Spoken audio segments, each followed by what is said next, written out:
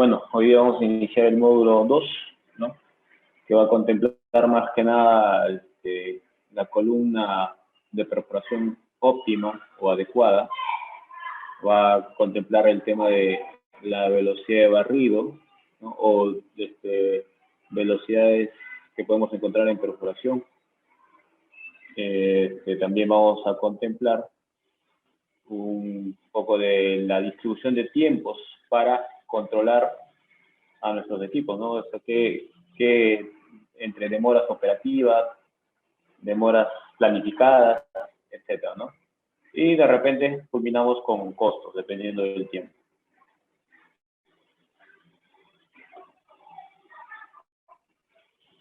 Entonces, selección de la columna de perforación, el primer punto, ¿no? Como mencionaba, velocidades y diseño. Entonces, la columna de perforación. ¿Cómo debería estar conformada? ¿Cómo debe estar conformada la columna de perforación, ¿no? Tanto en perforación rotativa como DPH, la elección cuidadosa de los accesos de perforación es vital para lograr taladros precisos, sin desviaciones, y generar una óptima fragmentación del macizo rocoso y una eficiencia operacional, lo cual todo esto afectará directamente en el costo total de perforación. ¿Qué quiere decir? Que si nosotros elegimos adecuadamente nuestra columna de perforación, sea desde el cabezal de rotación hasta la broca, nosotros vamos a poder optimizar en los costos, ¿no? Reducir los costos, ¿no? La columna de perforación adecuada debería incluir un amortiguador de impacto. No sé si habrán escuchado, de acuerdo a lo que hemos conversado en la clase anterior, ¿no? Si alguno de nosotros tiene conocimiento de este absorbedor de impacto. Alguno de los especialistas, algunos de otros especialistas en perforación mencionan que el absorbedor o amortiguador de impacto o shock absorber solo debería contar en perforación tricónica. ¿Debido a qué? Debido a que se trabaja con perforación tricónica con grandes pull down, ¿no? Con grandes fuerzas de avance, ¿no? Desde 3.000 hasta 8.000 libras por pulgada de diámetro.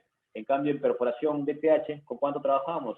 Solo para mantener la broca en el fondo del taladro, ¿no? Aproximadamente 500 libras.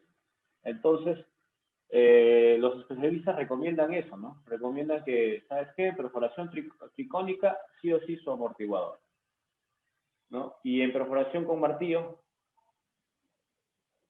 no, ¿no? Entonces, eso dicen algunos especialistas, pero a mi parecer, para cuidar la máquina, cuidar el equipo, debería contemplar, ¿no? Y ya hay, yo en el 2015, por ahí, me comentaron algunos compañeros, algunos colegas de perforación, que hay amortiguador de impacto dual, ¿no? Tanto para perforación tricónica como martillo de fondo.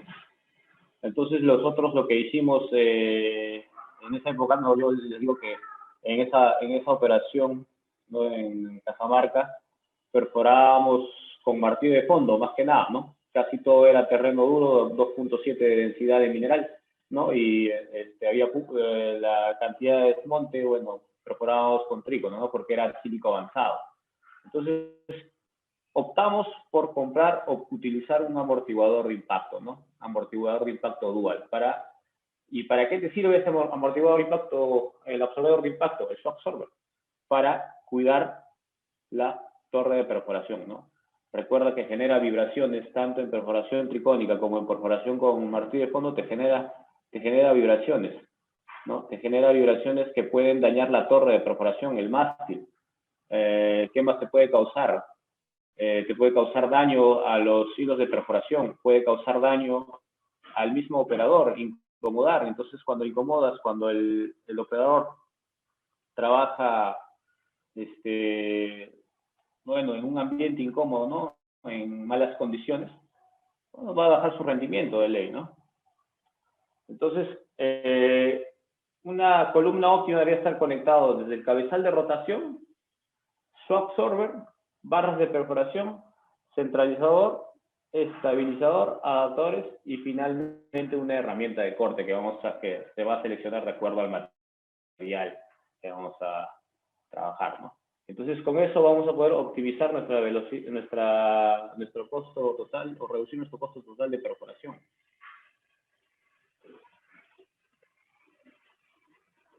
Entonces, como les mencionaba, amortiguador de impacto, el shock absorber, ¿no? Para este caso, para no estar haciendo tantos cambios, ¿no? Bajarle el cabezal, desaflojar el absorbedor de impacto, cuando vas a perforar con trícono y cuando vas a perforar con martillo de fondos, desacoplar, retirar, mejor un absorbedor de impacto dual. Ahí les comento sobre este tema del absorbedor de impacto. Ya mantenimiento te recomienda que tu perforadora debe contar con absorbedor de impacto. ¿Debido a qué? Debido a que la vibración puede romper el cabezal, ¿no? Puede romper el protector, el casquete del cabezal.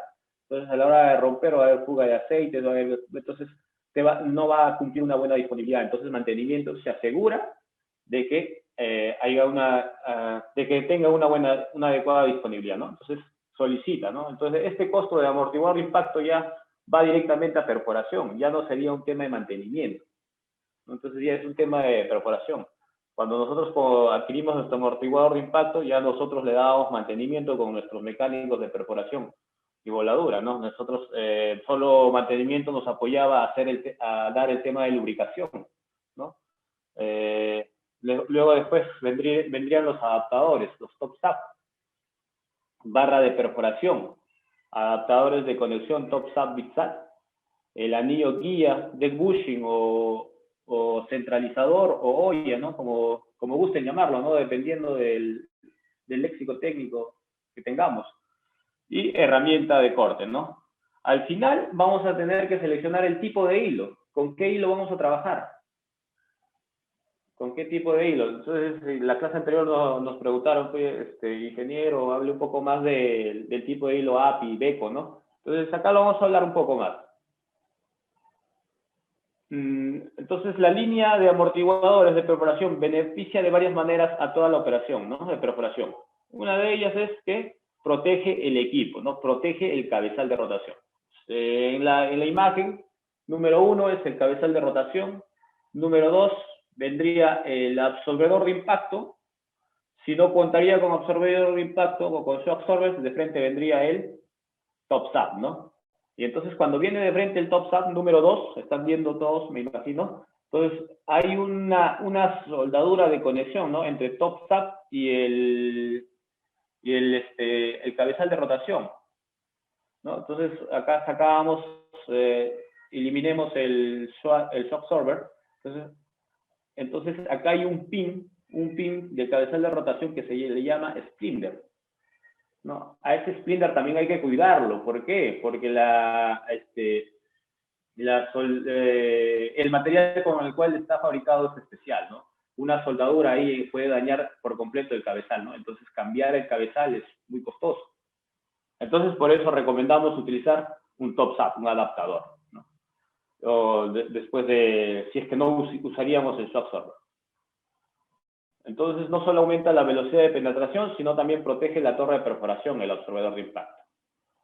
Gracias a la significativa reducción de las vibraciones que se transmiten desde la columna de perforación al cabezal de rotación, ¿no? Entonces, lo que vamos, el shock absorber es cuidar el cabezal de rotación, cuidar la torre de perforación o el mástil y cuidar el confort del operador, ¿no? Disminuye la necesidad de efectuar reparaciones en el cabezal, ¿no? Y alarga la vida útil alarga la vida útil del cabezal de rotación, ¿no? Y de la misma perforadora.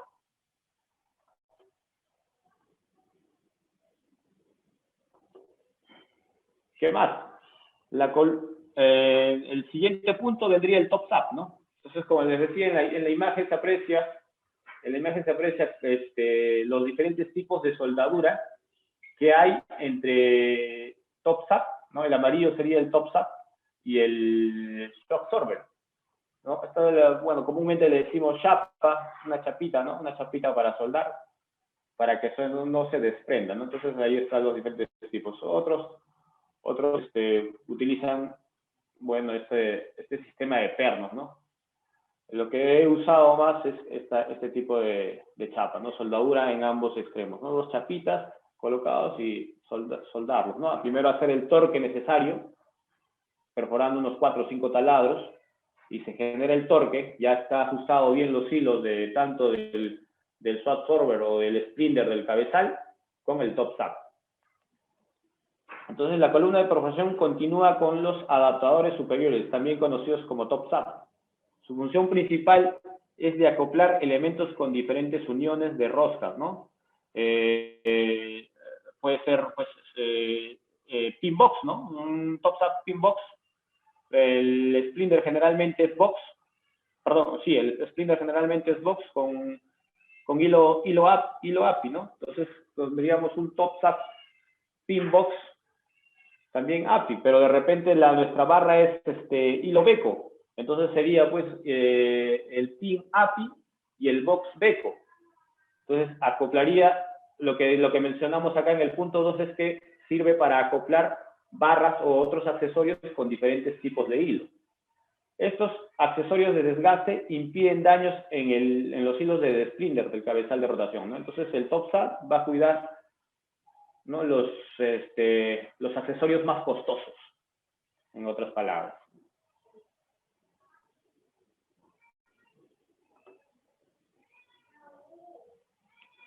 Luego vendría la barra de perforación, ¿no?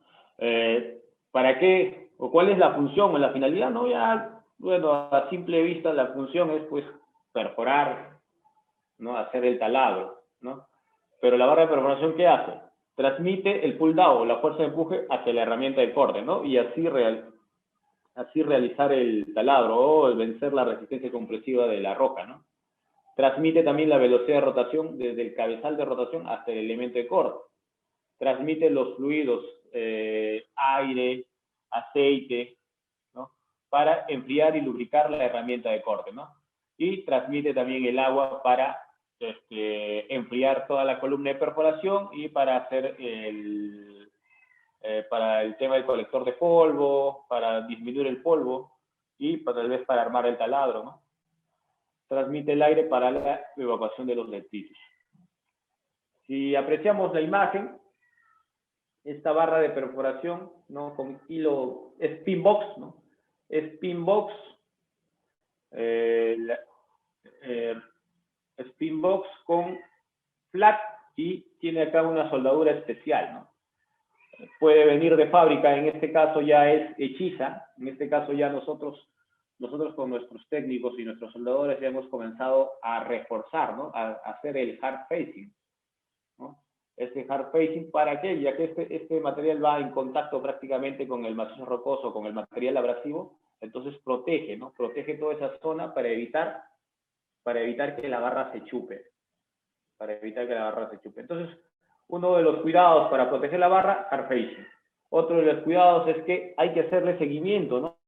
Hay que hacerle seguimiento a la barra de la vida útil y hacer pues una rotación de barra, ¿no? Si en este caso fuera pues rotación de barras, en este caso de repente en tu columna de perforación prefieres que vaya box la barra,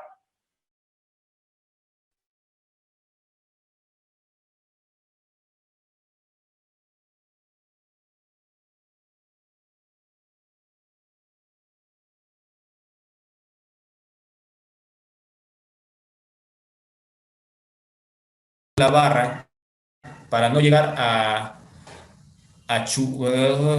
chuparse, le dice, ¿no? Cuando está chupada la barra, antes de que llegue a ese... pueda doblar, voltear la barra, ¿no? Los adaptadores de conexión, TOPSA, ya le hemos hablado del TOPSA, que sirve para cuidar los elementos más costosos. El BITSA es el acople, ¿no? El acople para conectar, ¿no? La broca, para conectar la broca y algunos acoples que se requieren para aumentar la columna de perforación, ¿no?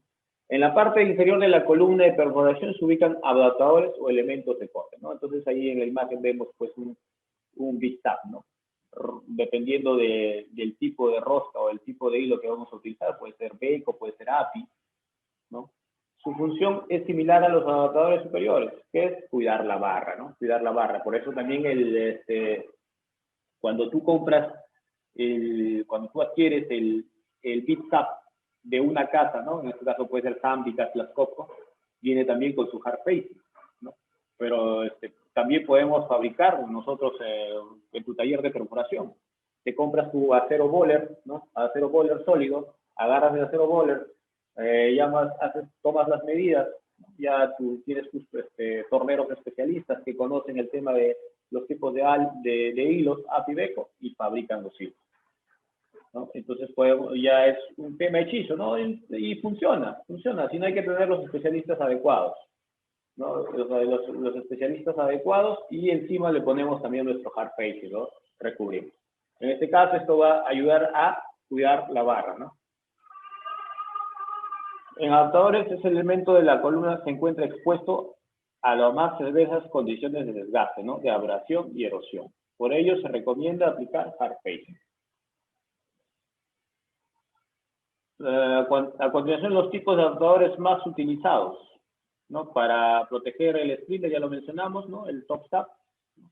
Para cuidar sus hilos o cuidar el absorbedor de impacto, el shock absorber. Este va conectado entre amortiguador a barra. Adaptadores de herramienta de corte, ¿no?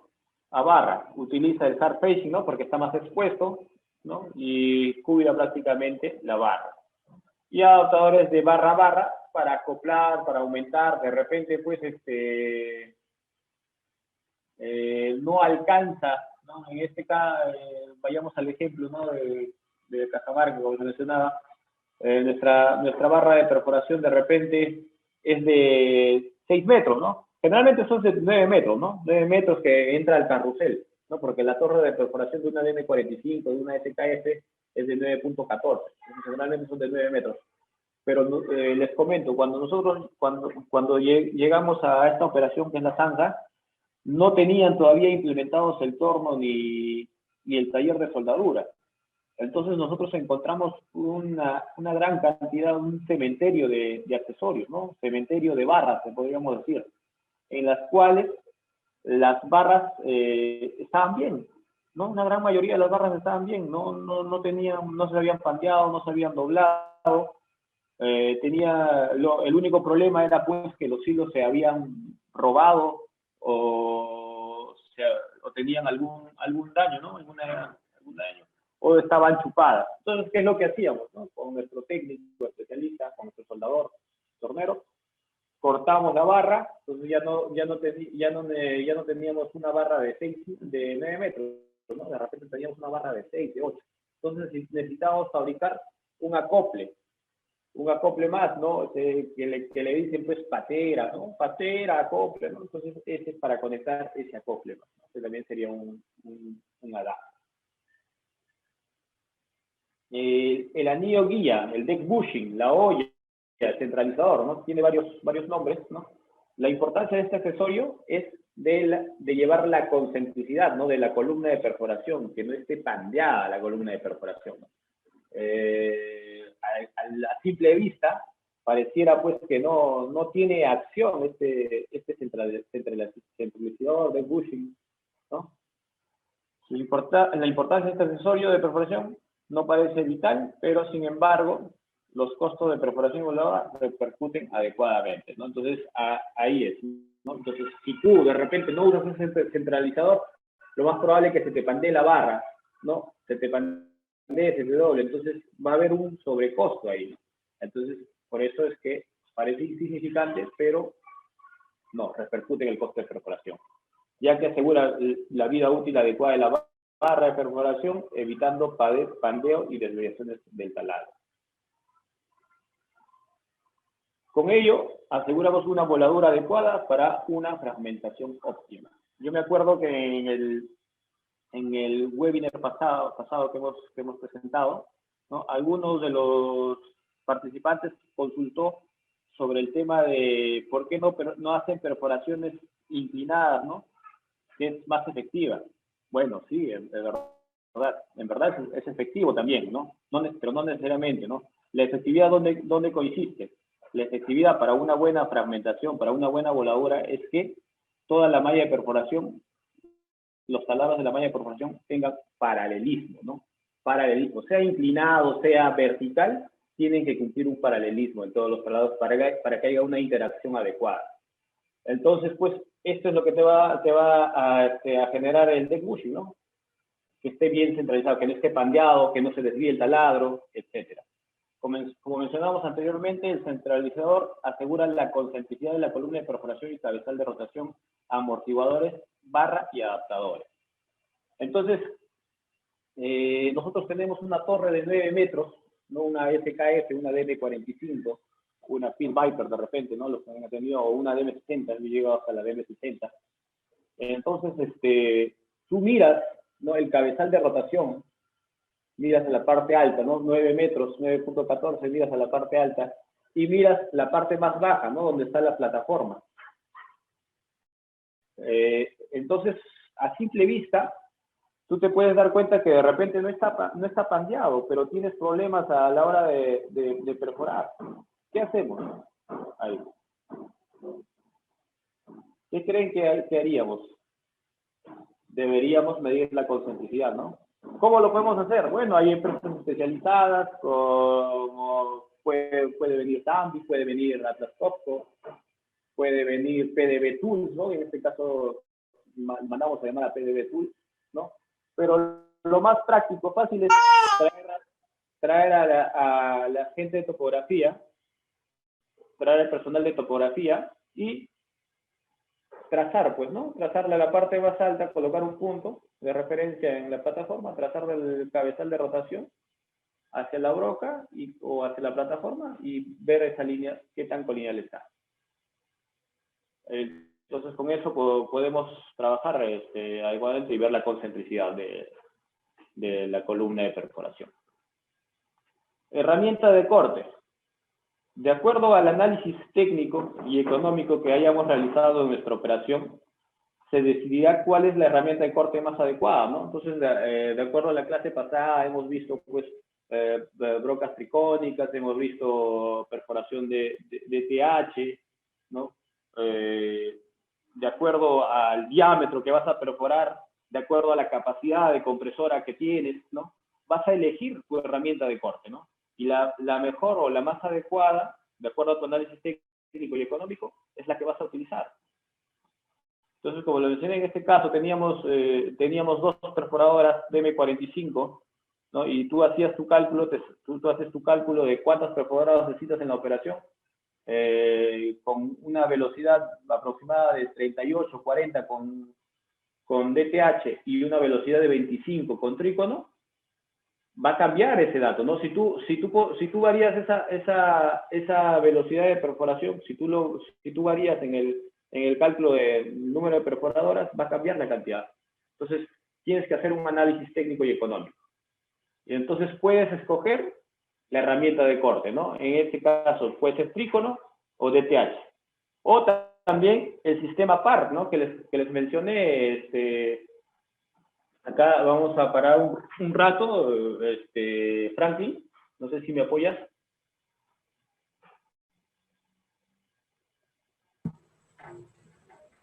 Sí, ingeniero. Bueno, en la clase anterior les dejé una pequeña tareita, ¿no? De averiguar, pues, qué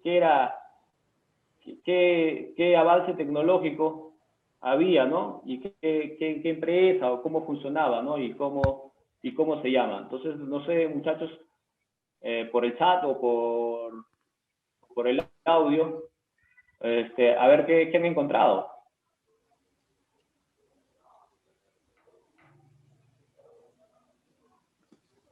Sí, por favor, pueden escribirlo mediante chat o pueden prender su audio libremente también.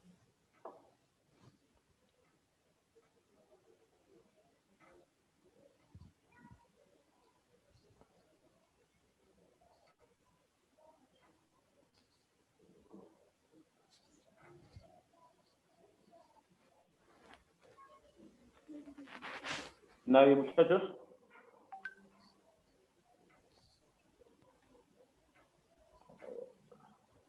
Por ahí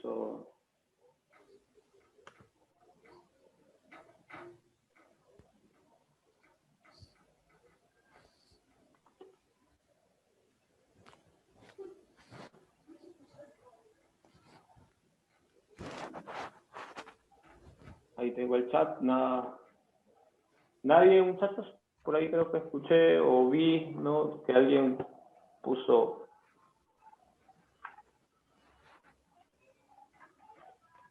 Salto.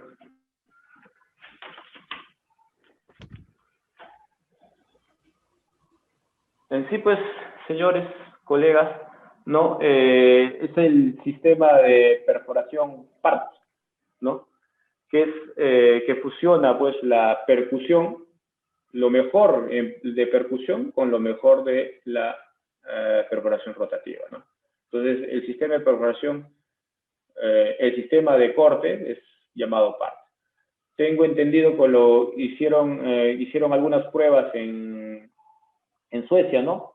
Y bueno, acá también en el 2012 en Constancia, no tengo información de Constancia, ¿no? He estado buscando, pero no he podido solicitarla, de repente, por eso te mencioné, de repente ustedes por ahí que trabajan en estas operaciones de Perú, pudieron haber tenido esa información, ¿no? Entonces, ¿qué es de lo ventajoso, ¿no? Como les mencioné, perforar con martillo de fondo te genera mayor velocidad de perforación. Es más rápido porque no se pierde la energía, ¿no? Toda la energía está en la percusión.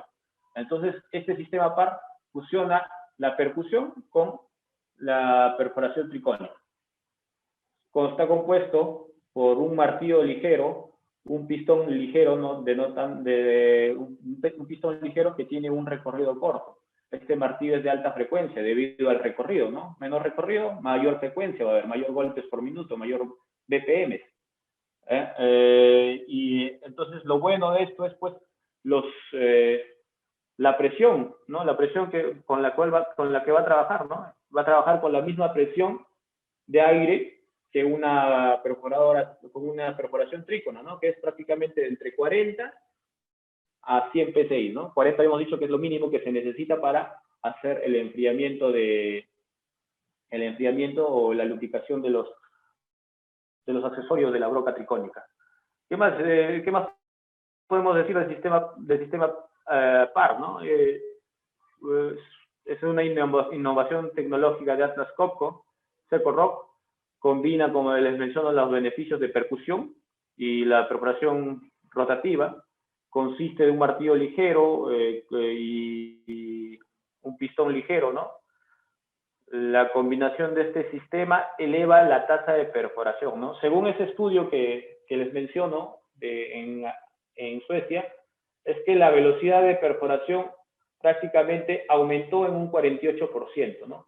Y la vida útil de sus aceros llegó a aumentar el 10%, ¿no? Entonces, de acuerdo a ese estudio, pues podríamos decir que es aceptable, ¿no? O se podría hacer pruebas, ¿no? En nuestras operaciones y ver, pues, si podemos elegir ya este sistema de percusión con trícono. ¿Alguna pregunta hasta ahí, señores?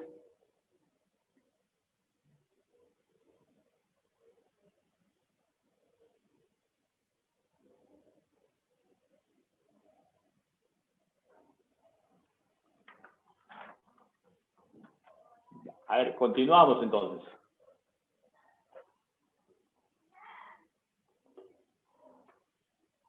Ahora vamos a ver las conexiones y tipos de hilo, ¿no? Actualmente en perforación de taladros para voladura en minería se utiliza una combinación de hilo Beko y API. Beko, ¿qué significa? Bucyrus Erie Company, ¿no? Entonces, esta empresa que fabricaba perforadoras, ¿no? Innovó en el tema de este hilo, ¿no? Y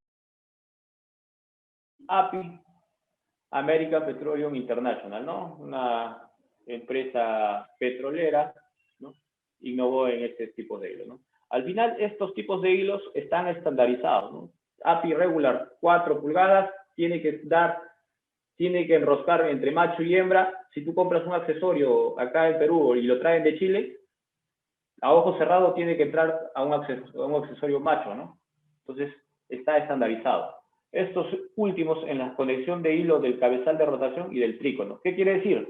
¿No? Que generalmente, a mi experiencia les menciono, señores, el API regular, generalmente lo he visto en el cabezal de rotación y en los elementos de corte.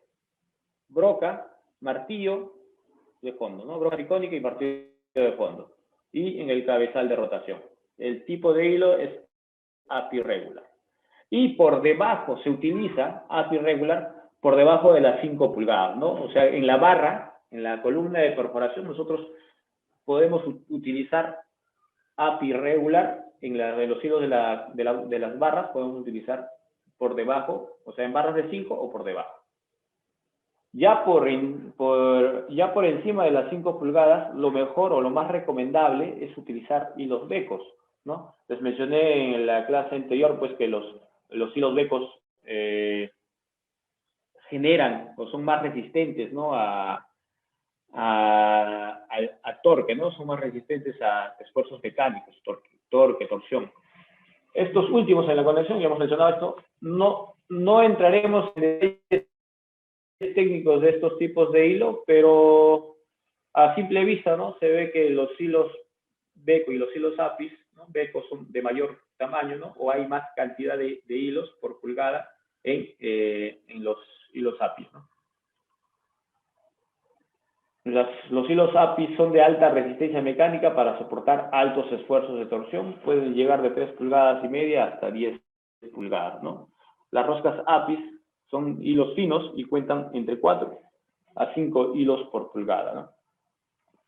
¿Y cuál es la función, ¿no? de estas roscas, ¿no? ¿O para qué fueron diseñadas? Los fabricantes diseñaron las conexiones de las barras, han tratado de complementar los diseños de manera tal que se obtenga la mejor combinación de estas características, ¿no? Entonces, ¿cuál es su función? La función es que cuando se enrosquen, ¿no? Y entren en contacto con el hombro es la parte baja, ¿no? La parte baja de la barra, no sé si ven el cursor, la parte baja de la barra, llegan a enroscarse los hilos y a tocar los hombros. Estos generan un sello que evita a que se separen, ¿no? Si hay un fuego, si hay una luz, lo más probable, y tú perforas o tú continúas con tu perforación y no te das cuenta que ha habido una luz, lo más probable es que no se haya formado el sello y que se robe, ¿no? Se robe o se deteriore los hilos. Entonces hay que tener cuidado. Entonces la función de las roscas es que se logre encontrar el sello, ¿no? El sello y la rigidez de conexión. ¿Para qué? Para evitar, pues, el pandeo, ¿no? Las roscas se juntan, los hombros se juntan y crean un sello y esto no se separa, por más que la barra se pandee, ¿no? No me acuerdo en las operaciones que he estado, se te quedan las barras, ¿no?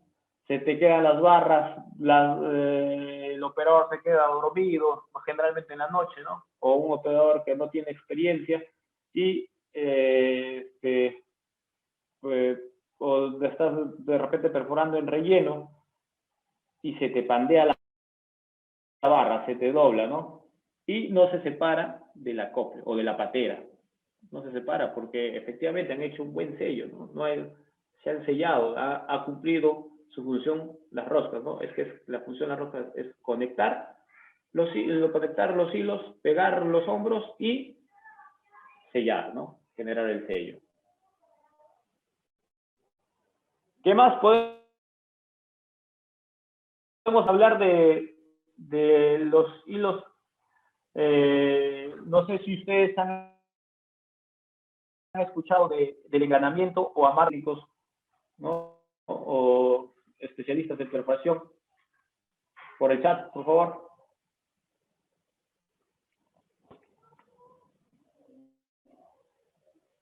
¿Sí? ¿Han escuchado el amarre de hilos, ¿no? O el engranamiento. Estos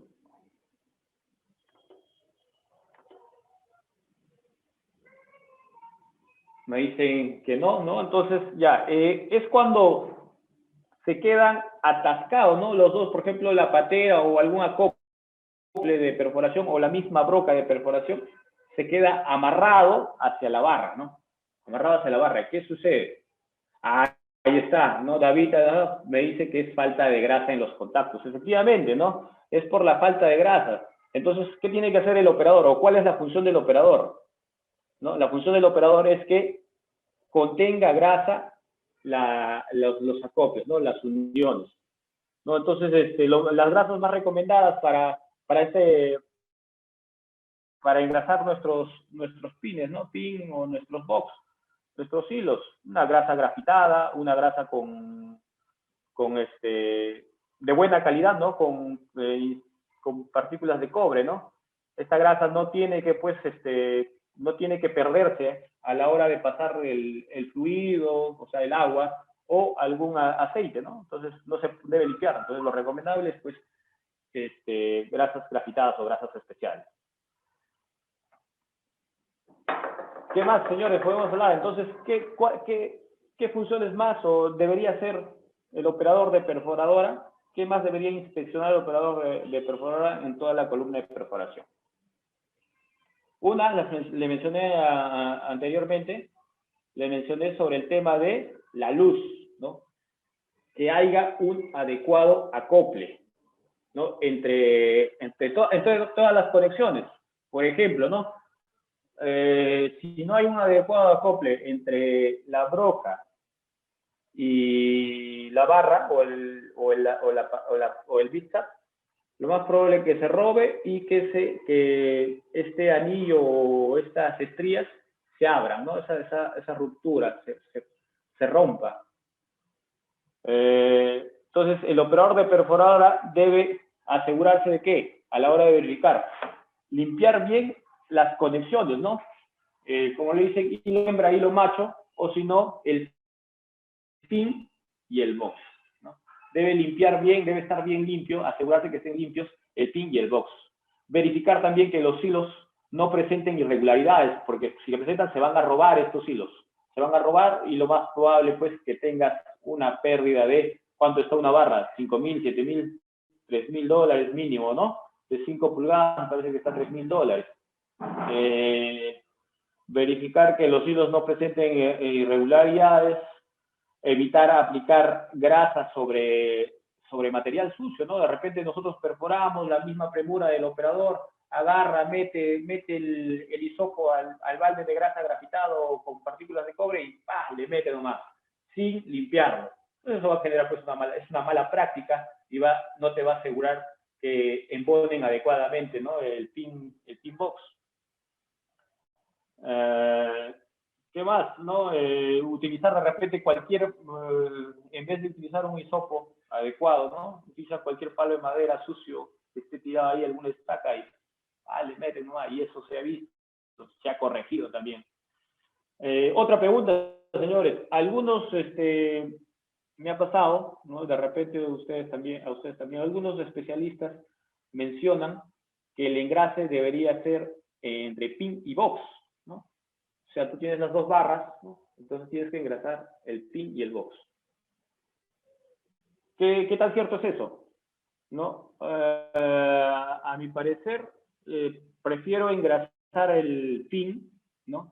Para evitar, pues, que algún grumo de grasa se meta dentro de la columna de perforación y dañe algún accesorio, ¿no? Algún accesorio del martillo, tape la válvula check, el distribuidor de aire, ¿no? Puede pasar eso, ¿no? Y ha pasado. ¿Cuánta grasa se debe aplicar? ¿No? Una cantidad que sea uniforme, ¿no? Tampoco no abundante, ¿no? Al criterio del operador, más que nada todo esto es pericia. ¿Cada qué tiempo tenemos que engrasar, señores? Pregunta, ¿cada qué tiempo tenemos que engrasar?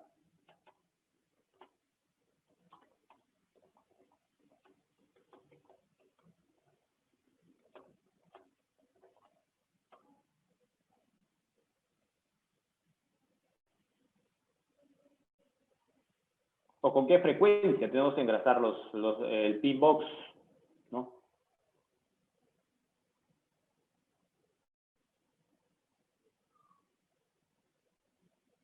Según lo recomendado por mantenimiento preventivo, dependiendo de la frecuencia de perforación, ¿no?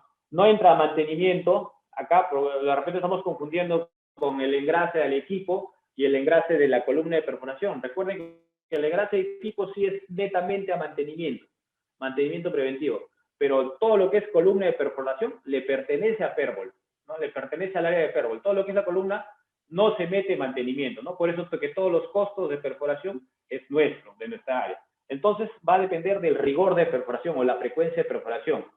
Si es moderado, ¿no? Si tu perforación es moderado, no hay mucho frente, no tienes disponibilidad mecánica adecuada, no es recomendable cada 1000 metros. Pero si las condiciones son extremas, puede ser cada 1 o 2 taladros que realicemos, ¿no? Entonces recuerden que la grasa nos va a ayudar a que nuestras herramientas o nuestros jets que son caros, a evitar que se deteriore, ¿no? Una barra, como les mencioné al inicio, en el cementerio de barras que encontramos, pues eran por hilos dañados. Entonces, para evitar eso, ¿no? Para evitar $3,000, $4,000, $5,000 que estén ahí parados, ¿no? Barra nueva con 3,000 metros de vida. ¿Qué más, señores? Con los hilos nuevos tenemos que tener más cuidado, ¿ah? Con los hilos nuevos tenemos que tener más cuidado porque son más aptos a la fatiga.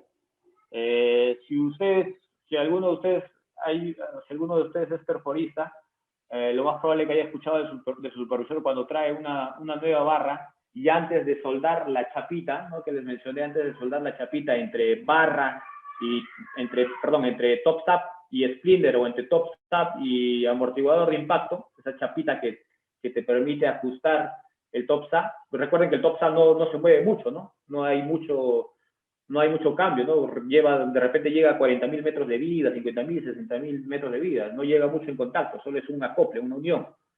Entonces, cuando es nuevo la barra y vas a unir hacia ese splinder o a ese top tap, tu supervisor lo más probable que te diga, oye, ¿sabes qué? Hazte 6 taladros antes de soldar la chapa. ¿Por qué te va a decir eso? Porque necesita que hagamos un torque adecuado, ¿no? Entonces, por eso es que cuando ponemos aceros nuevos o barras nuevas, primero hay que hacer el torque adecuado para recién soldar la chapita, ¿no? La chapa de seguridad. Entonces ahí, como les menciono, hay que poner una grasa grafitada, una grasa con partículas de cobre apropiado. A la hora de hacer maniobras con la barra también hay que tener mucho cuidado, ¿no? Porque justo tú de repente vas a transportar tu barra, vas a traer la barra de tu almacén, ¿no? La subes, la tiras, la golpeas, ¿no? O la dejas colgando, entonces estas barras se pueden pandear, ¿no? Al extremo. Entonces tenemos que usar unas eslingas, tenemos que centrar bien, utilizar nuestros vientos y trasladar adecuadamente la barra, ¿no? Entonces hay que tener cuidado, tener bastante cuidado con nuestros aceros de perforación. Acá les voy a compartir unas fotitos.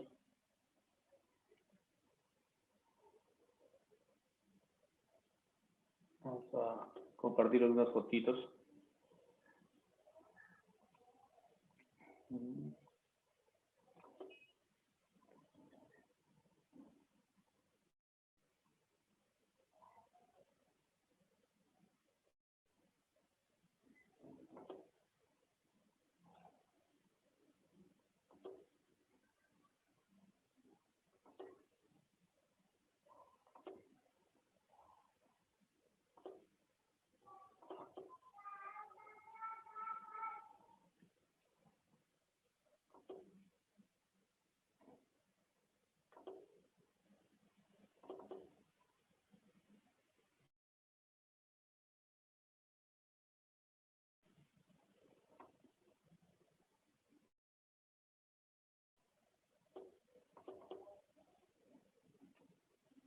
Franklin, consulta, ¿se ve la foto?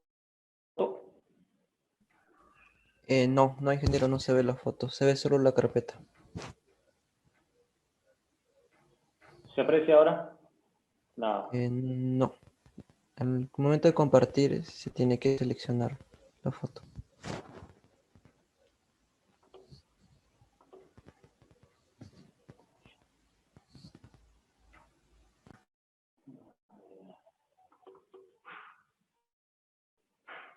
Bueno, Ahí se aprecia. Sí, ¿no? Sí, ahora sí. Si hago cambios, se continúa apreciando, ¿no? Correcto. Ya me avisan si no se aprecia. Ya, entonces, miren, acá tenemos pues algunas brocas DTH, ¿no? Las que he utilizado en esta operación, ¿no? Vemos algunos que están chupadas, ¿no? Una consulta ahí, de acuerdo a la clase que hemos tenido anteriormente.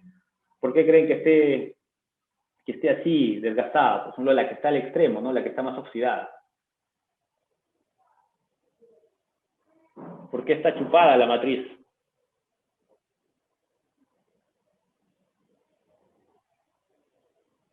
Pregunta hacia ustedes, colegas.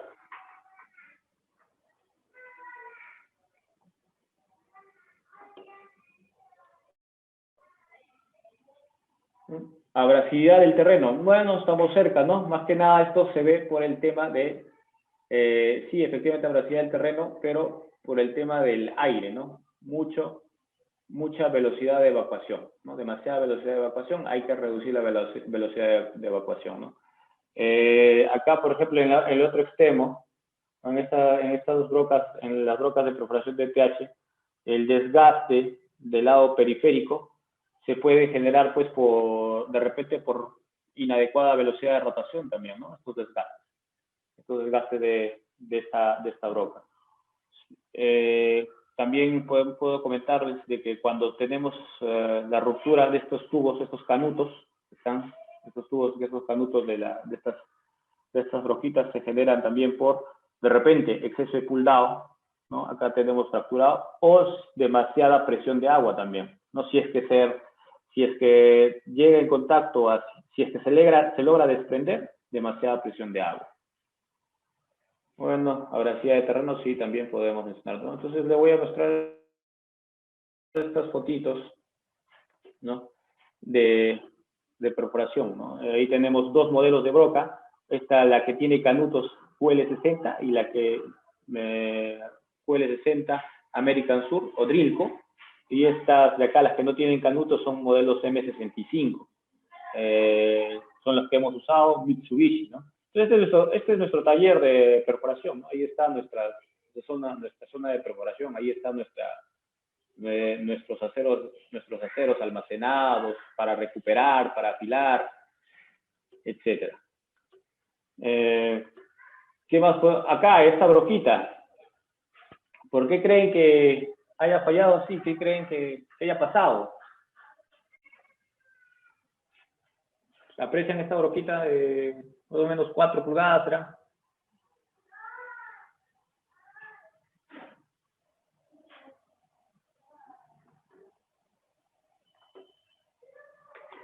¿Por qué volaron los insertos periféricos?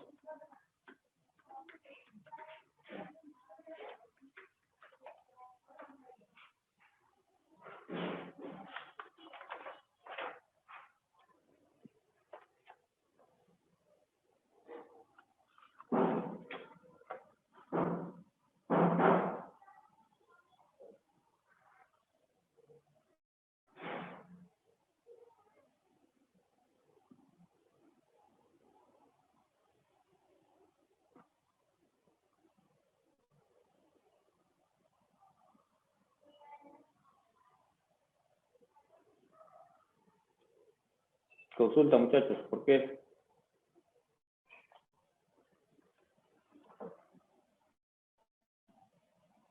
No demasiada, sino baja rotación. Muy poca rotación. Esta justo estaba de turno, de guardia, y el operador, pues, el turno noche, se va, ¿no? Sin decirnos nada. Entonces, esta broca era nueva, ¿no? Prácticamente nueva, entonces teníamos que darle una llamada de atención al operador, ¿no? Carlos, ¿sabes qué ha pasado ahí, no? Entonces lo más probable es, una, culpa del operador o culpa del supervisor, ¿no? Podríamos decirle culpa, ¿no? Descuido del operador, descuido del supervisor. Vamos a analizarla, ¿no? Uno puede ser descuido del operador, que no haya controlado los parámetros, no utilizó parámetros adecuados. ¿Como cuál? Velocidad de rotación, o RPM bajos. ¿Ya? Ahí le podemos echar la culpa al operador. No, ¿sabes qué? No has utilizado tus parámetros adecuados. Otro más, ¿qué puede ser?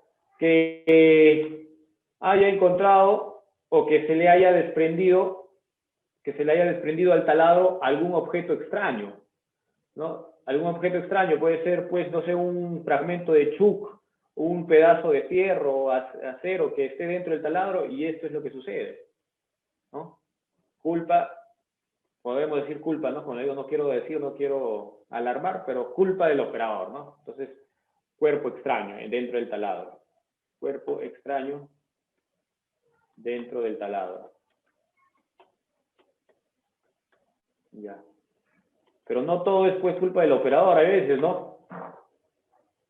¿No? Entonces, otro punto que podría generar este deterioro de los insertos periféricos es, pues, que haya sido una mala limpieza de la plataforma de perforación. ¿Qué quiere decir eso?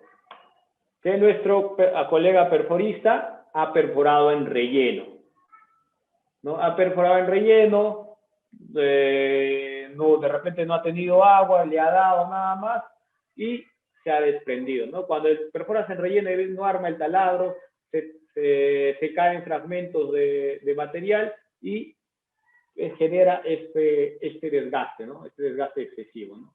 Entonces, perforación en relleno. En relleno. Y entonces esa es supervisión, ¿no? Netamente supervisión, señores. ¿Por qué? Porque tú cuando vas a limpiar una plataforma tienes que dejarlo liso, en contacto con la roca. Tiene que llegar en contacto con la roca, in situ. Porque si no, vas a generar pérdidas a tu área, ¿no? Pérdidas al área de pérgola. Entonces, esto es netamente supervisión, ¿no? Netamente supervisión. A ver, otra imagen. Bueno, esto es lo que les comentaba, ¿no? Así es cuando llegamos a este cementerio de barras, y habían más, ¿no? Esta es una foto, pues, que habían más barras. Esta es una foto en la cual ya estábamos trabajando, ya hemos sacado y hemos recuperado las barras. Hemos colocado hard facing a todas las barras, hemos convertido de repente a las barras que eran box en barras tip box o viceversa, ¿no? Entonces, ese trabajito lo hicimos también. El desgaste de los cilindros o desgaste de los case. Este es un case, un cilindro del martillo de fondo, ¿no? ¿Cuánto tiene que...? Generalmente 6 pulgadas es aproximadamente 153 milímetros, ¿no? 153 milímetros. Entonces, ¿hasta cuánto le podemos dar a este martillo? ¿Cuánto de desgaste le podemos dar? ¿No? Como máximo, entre 6 a 10 milímetros menos que la broca, ¿no? O sea, hasta 15 milímetros, ¿no? 15 milímetros. 15 milímetros de desgaste, ¿no? 153 menos 20, 130 milímetros, dependiendo, pues, del modelo, de la marca del martillo. Entonces, como les mencioné anteriormente, este case, ¿no? Dependiendo de la marca, hay case reversibles, ¿no? Hay case reversibles o cilindros reversibles, que por un lado, ¿no?, llega a 3.000, una vida útil más o menos de 10.000 metros tendría que llegar mi martillo de fondo. Pero si nosotros le hacemos un buen control de aceros, ¿no? Vamos con nuestro vernier, vamos midiendo y volteamos este case o cambiamos oportunamente el case, lo más probable es que te llegue a 10, 15.000 metros de vida, ¿no? Un cuidado del case es, pues, no golpearlo, ¿no? Generalmente, pues, cuando se amarran estos accesorios, ¿no? Lo que mencionamos, o se engranan, se atoran, en otras palabras, hace que el operador venga y comience a golpear el martillo, comience a golpear la broca, ¿no? Le mete su comba, pa, pa, y eso daña pues a estos aceros, ¿no? Debilita con la estructura molecular con lo que se ha formado, ¿no? Entonces este es una pérdida también. Y se puede pandear este martillo, se puede doblar, perdón, este case, se puede robar los hilos, ¿no? Entonces, me olvidaba mencionar también en el tema para evitar engranajes o amarramientos de los hilos, es bueno utilizar hilos de cobre, o le llaman filetes, me parece, le llaman filetes también, que vienen a veces cuando compras la misma broca tricónica, te viene un filete, un filete. Pero si no cuentas o no tienes este filete de cobre, te compras hilo de cobre y comienzas a enrollar, ¿no? Esa práctica es costosa, pero segura, ¿no? Si hacemos un balance económico, nos conviene.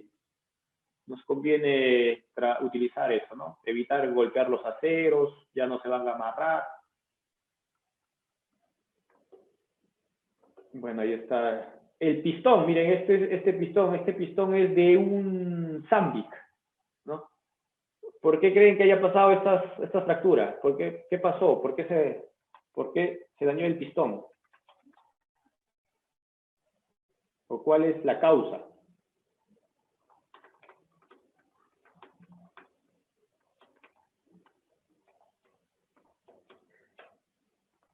¿Cuál es la causa del daño de este pistón, señores?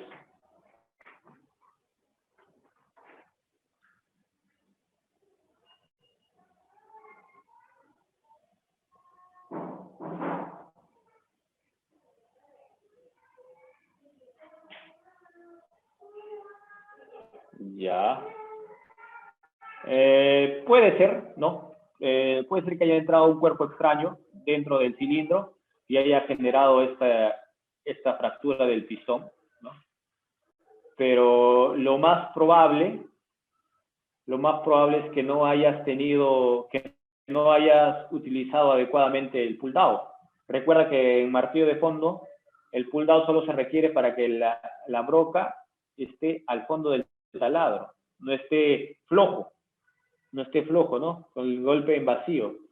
Entonces, cuando tú golpeas en vacío, lo más probable es que se rompa, ¿no? Entonces, se ha roto por ahí un fragmento, y como cuando tú estás trabajando con el martillo, la carrera que está haciendo el pistón, hay bastante fricción, ¿no? Se generan unas especies de hebillas, unas bolitas, y comienza a circular en todo el martillo. Comienza a circular, entonces ahí escuchas, y es el deterioro del pistón, ¿no? Entonces, esto es lo que pasa, ¿no? Por falta de pull down.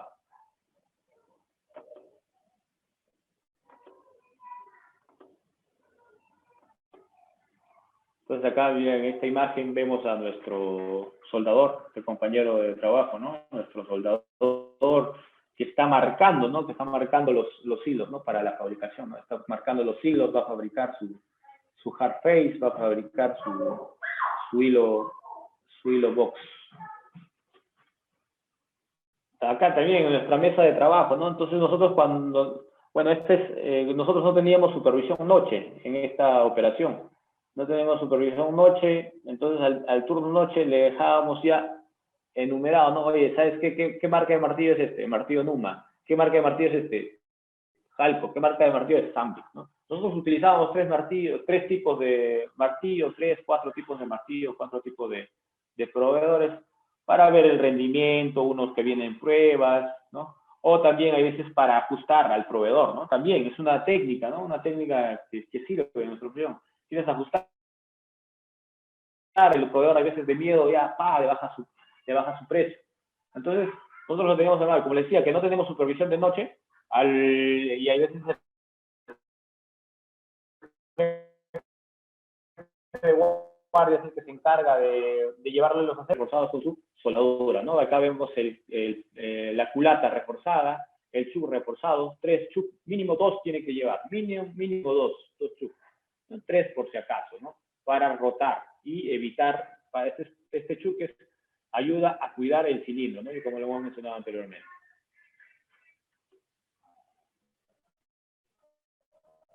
Bueno, ahí vemos ¿no? Cómo está, al final, cómo trabajamos con nuestro martillo de fondo, ¿no? Reforzado la culata, reforzado el chuc, ¿no? Y cuidamos nuestro cilindro, ¿no? Estamos cuidando nuestro cilindro reversible. Acá de lo que les mencioné, ¿no? Del cuidado, ¿no? Hay que llevar una eslinga, sujetar adecuadamente en ambos extremos para evitar que se pandee, ¿no? Que se pandee la barra de perforación. Por ejemplo, también seguro ustedes han escuchado que, que los insertos de las brocas se desprenden, ¿no? No se rompen, sino se desprenden y dejan un vacío, un orificio en la matriz de la broca. Eso también es por falta de puldado, falta de peso en la broca. Eso también se genera por falta de peso en la broca.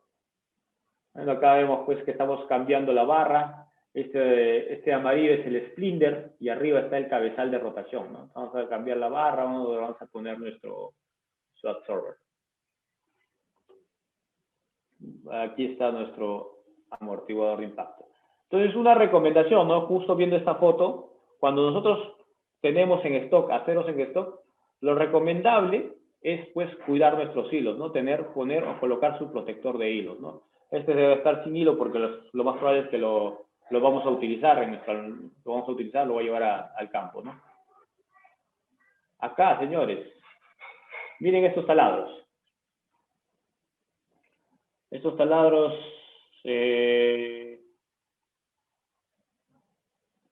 con gran presencia de agua, ¿no? Con gran presencia de agua, no arman los taladros. ¿Qué método de perforación recomendarían?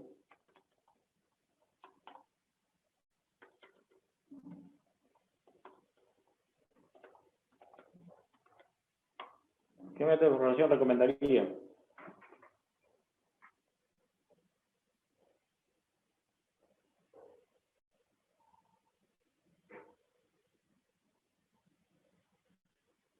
Trícono, martillo de fondo.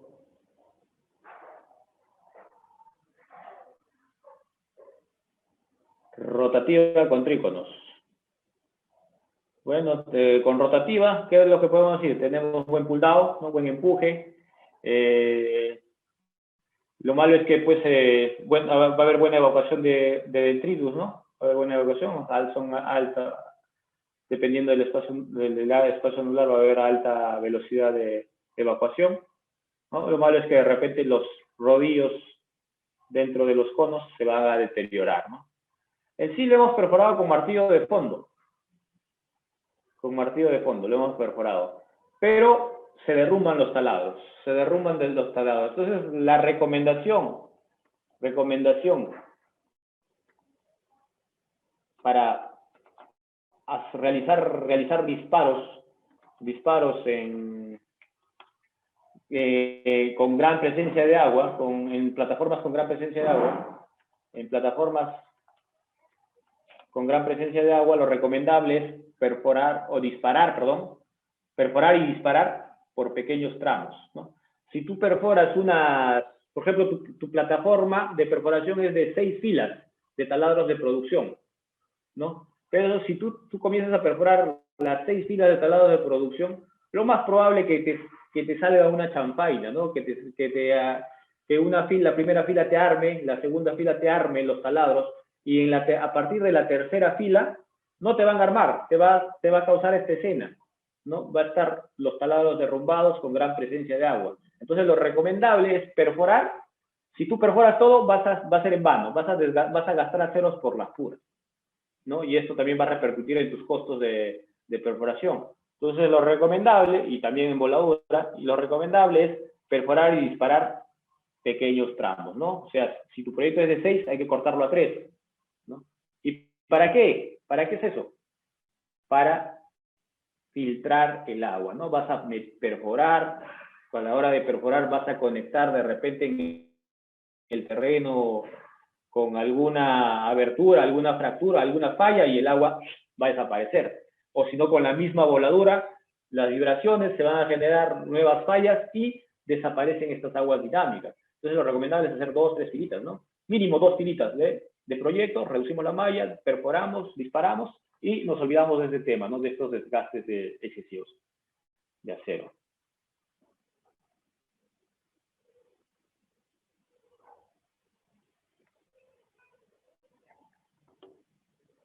Bueno, miren, ahí que feo, ¿no? Cuando hay agua, gran presencia de agua, es desgaste excesivo de aceros de perforación, ¿no? Entonces ya la recomendación que les he mencionado. Bueno, igual, bueno, acá está nuestro torno de perforación que hemos tenido. El tema de apilado de brocas, ¿no? Nuestro apilador de brocas, teníamos que entrenar, tenemos que comprar los accesorios. No había cuando llegamos, no había un taller de apilado de brocas, ¿no? Se implementaba el taller de apilado de brocas para darle buena vida a las brocas, ¿no? A los gates. Este es nuestro desmontador de martillo. Tampoco no existía nada de esto, ¿no? Desmontar para no estar golpeando con la comba. Lo centras bien el martillo, agarras esas llaves, lo abres, lo pones en ese desmontador y comienzas a desaflojar. Acá está lo que le estaba mencionando, ¿no? Para conectar los hilos y no se amarren las brocas y después estar utilizando la comba, ¿no? Lo recomendable es utilizar estos hilos de cobre, ¿no?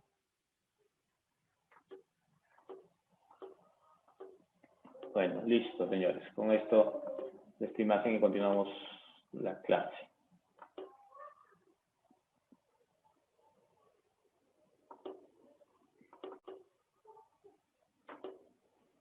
¿Se ve la presentación, Franklin?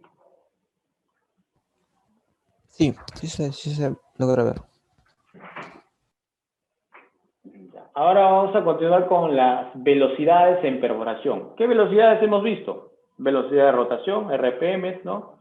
Entre 40 a 100 RPM, velocidad de perforación en trícono, y la velocidad de barrido, ¿no? Cálculo de la velocidad de barrido, y luego también vamos a ver velocidad de perforación efectiva y velocidad de perforación orómetro motor.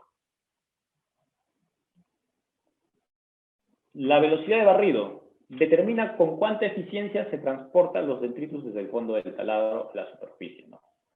Se determina por el caudal de aire suministrado por el compresor con su respectiva corrección por altura y temperatura y por el tamaño del espacio anular entre la barra de perforación y la pared del taladro, ¿no? Entonces, se va a calcular de acuerdo a tu capacidad de compresora que tienes en el equipo, ¿no? Si tú tienes pues una compresora de 1200 o 1070 CFM, entonces va a haber un cambio o una corrección por altura y temperatura, ¿no? No va a ser tan eficiente, ustedes ya deben saber, ¿no? Un equipo que funciona a nivel del mar no va a tener la misma capacidad a 4.000, 5.000 metros que están ubicadas las operaciones mineras, ¿no? Entonces tenemos que castigarlo, tenemos que buscar o utilizar un factor de corrección.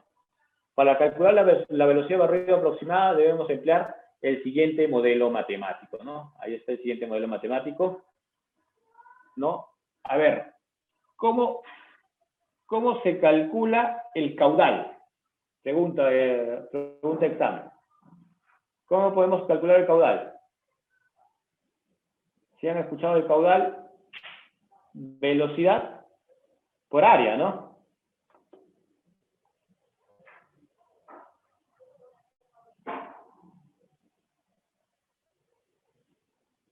Allí hay una pregunta que nos hizo Manuel Sosa, ¿no?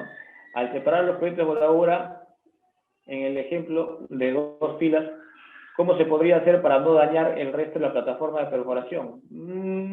O sea, tú ya armaste tu plataforma de perforación, entonces lo único que debemos hacer, o sea, no es que vas a perforar todo.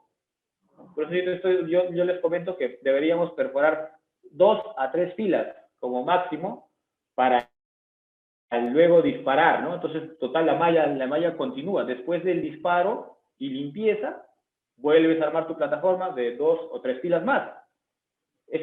No es que vas a perforar todo, se van a dañar los taladros, ¿no? Efectivamente. Si tu pregunta va que cómo cuidamos los taladros y nos gana el tiempo de carguillo de explosivos, que eso en voladura lo van a ver, ¿cómo cuidamos? Bueno, pues ponemos sacos de ambos sacos, ¿no? De poliestireno. Esos saquitos lo cubrimos, ¿no? Con malla, mano. Pero en el tema de agua, de presencia de agua, es no perforar todo, sino perforar 3 filas nada más. Y luego en el siguiente proyecto, hacemos otro proyecto, ponemos otras 3 filas más. Entonces continuamos con la velocidad de barrido, ¿no? ¿Cómo se calcula el caudal? A ver, pongan la fórmula. ¿Cómo se calcula el caudal?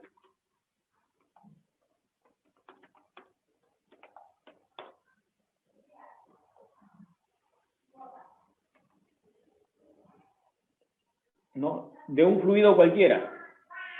Velocidad por la sección transversal, ¿no? Efectivamente, como dice Brian, es velocidad por la sección transversal, por el área, ¿no? Entonces, justamente ahí está el espacio anular, ¿no? Este sería el área, ¿no? Que está en amarillo. Sería el área que está en amarillo, este sería el espacio anular, ¿no? Entonces, para calcular el caudal es velocidad por área. Entonces, para calcular la velocidad de barrido, solo despejamos el área, ¿no? El área sería, pues, este espacio anular, esta diferencia entre el diámetro de la barra y diámetro de la broca, ¿no? Diámetro de la barra 5 pulgadas, diámetro de la broca o diámetro del taladro 6.75 pulgadas. Entonces, despejamos esto, nos da la velocidad de barrido. ¿Cómo vamos a calcular la velocidad de barrido? 183.4 por el caudal entre diámetro al cuadrado menos diámetro al cuadrado de la barra, ¿no? Diámetro al cuadrado de la roca o del taladro menos diámetro al cuadrado de la barra. Ese es el espacio anular, ¿no? Entonces, este es área, donde está pi cuartos por diámetro al cuadrado, ese es el área, ¿no? En pulgada cuadrada. La B es la velocidad de barrido, ¿no? El caudal es velocidad por área, ¿no? O sección. El caudal tiene que estar en CFM, ¿no? Es el caudal entregado por la compresora. La velocidad nos va a dar en pies por minutos, la velocidad de barrido. Los diámetros están en pulgadas, ¿no? Diámetro del taladro y diámetro de la barra. ¿Cómo podemos aumentar o variar la velocidad de barrido? ¿Cómo podemos aumentar o variar la velocidad de barrido?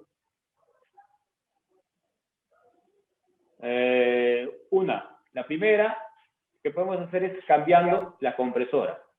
La segunda, ¿sí? Vale, ¿le escuché? ¿Alguna pregunta? Entonces, la primera es cambiando la compresora, ¿no? La capacidad de la compresora. La segunda es variando el área anular que hay entre la broca y la barra, ¿no? Si retrocedemos al modelo matemático de velocidad es igual a 183 por caudal sobre los diámetros, nosotros nos damos cuenta, ¿no? O de acá nos damos cuenta que si es que reducimos el área, ¿qué va a pasar? Va a aumentar la velocidad de barrido, ¿no? Entonces, cuando nosotros queramos aumentar la velocidad de barrido, una de dos, aumentamos la compresora, y si no se puede aumentar la compresora, ¿qué hacemos? ¿No? Aumentamos o reducimos el área anular. Reducimos el área anular, ¿no? El primer ejemplo, ¿no? Tenemos una DM50, unidad rotativa, con una compresora de 1200 CFM a 110 PSI, con un diámetro de taladro de 7,7 octavos y un diámetro de barra de 5 pulgadas y media. ¿Cuál será la velocidad de barrido en esta situación? ¿No? ¿Qué quiero decir en esta situación? Reemplazamos en el modelo matemático, ¿no? De la velocidad de barrido, el caudal es 1200 CFM por 183.4 dividido entre la diferencia de diámetros y nos sale 6.928 pies por minuto, ¿no? En esta condición quiere decir que estamos en el nivel del mar porque no hemos utilizado ningún factor de corrección, ¿no? Entonces, recomendaciones. De 5.000 a 7.000 pies por minuto para material ligero y seco. De 7.000 a 900 pies por minuto de la velocidad de ruido para material pesado y húmedo, ¿no? Entonces, la recomendación. Entonces, factor de corrección por altura y temperatura de aire. Entonces, como mencionamos al inicio, ¿no? Nuestro equipo, nuestra compresora, a nivel del mar, nos va a dar un CFM estándar, ¿no? Este es CFM estándar, ¿no? Ese es a nivel del mar. Pero si tú lo llevas a la operación minera, donde va a variar la altura y la temperatura, por ende la densidad, esto va a cambiar la salida del compresor o la efectividad del compresor. Entonces, se reduce los, los CFMs estándar, ¿no? Y vamos a tener un nuevo CFM, el CFM actual, ¿no? CFM actual. Usando un factor de corrección tomado de la tabla de ajustes por altura, nos vamos a dar esta ecuación, ¿no? CFM estándar es igual al CFM actual por el factor de corrección. ¿CFM estándar cuál es? ¿No? La capacidad de la compresora, lo que te da el fabricante. ¿Y el CFM actual cuál es? El caudal que te da en mina, ¿no? En operación, en altura. Ese es el caudal con el cual estás trabajando.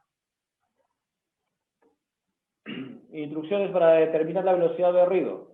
Determinar las condiciones ambientales de temperatura y altura. Encontrar el factor de corrección en la tabla y multiplicar por el factor de corrección, ¿no? Entonces ahí está la tabla de corrección por altura y temperatura. Como algo práctico, el compresor pierde 10% de caudal por cada 1000 metros de altura. El compresor pierde 10% de caudal por cada 1000 metros de altura. Es algo práctico. Si no vamos a utilizar, no contamos con la tabla, entonces la simple noción, por cada 1000 metros, 10% lo descontamos. Ejemplo 2, ¿no? Continuamos con la DM50. Las condiciones son de altura y temperatura son de 11.000 metros sobre el nivel del mar y 80 grados Fahrenheit de temperatura. Taladro 7,7 octavos, barra de perforación 5 pulgadas y media, velocidad de barrido deseada 5.000 pies por minuto. Pregunta: ¿cuál es la capacidad estándar o los FM estándar que debe tener el compresor para obtener esa velocidad de barrido de 5.000 pies por minuto? Esa es la forma que vamos a utilizar. Les doy 2 minutos, muchachos, para que me den, o colegas, para que me den la respuesta. A ver, ¿cuánto saldría? Utilizando, claro está, utilizando nuestro factor de corrección, ¿no? Utilicen la tabla, ¿no? Utilicen estas dos ecuaciones. ¿Cuánto sale los CFMs actuales? 2 minutitos.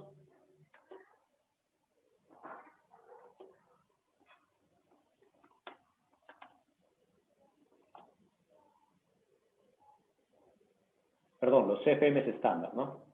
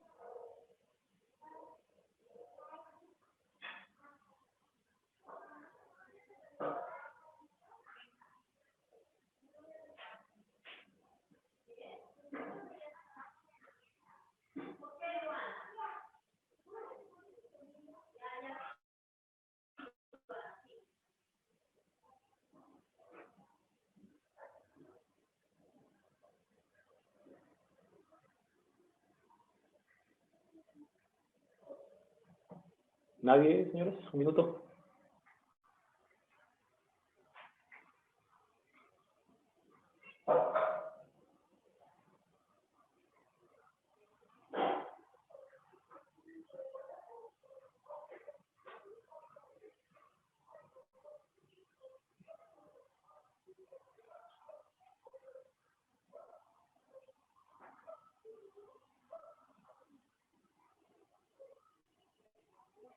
¿Listo, señores?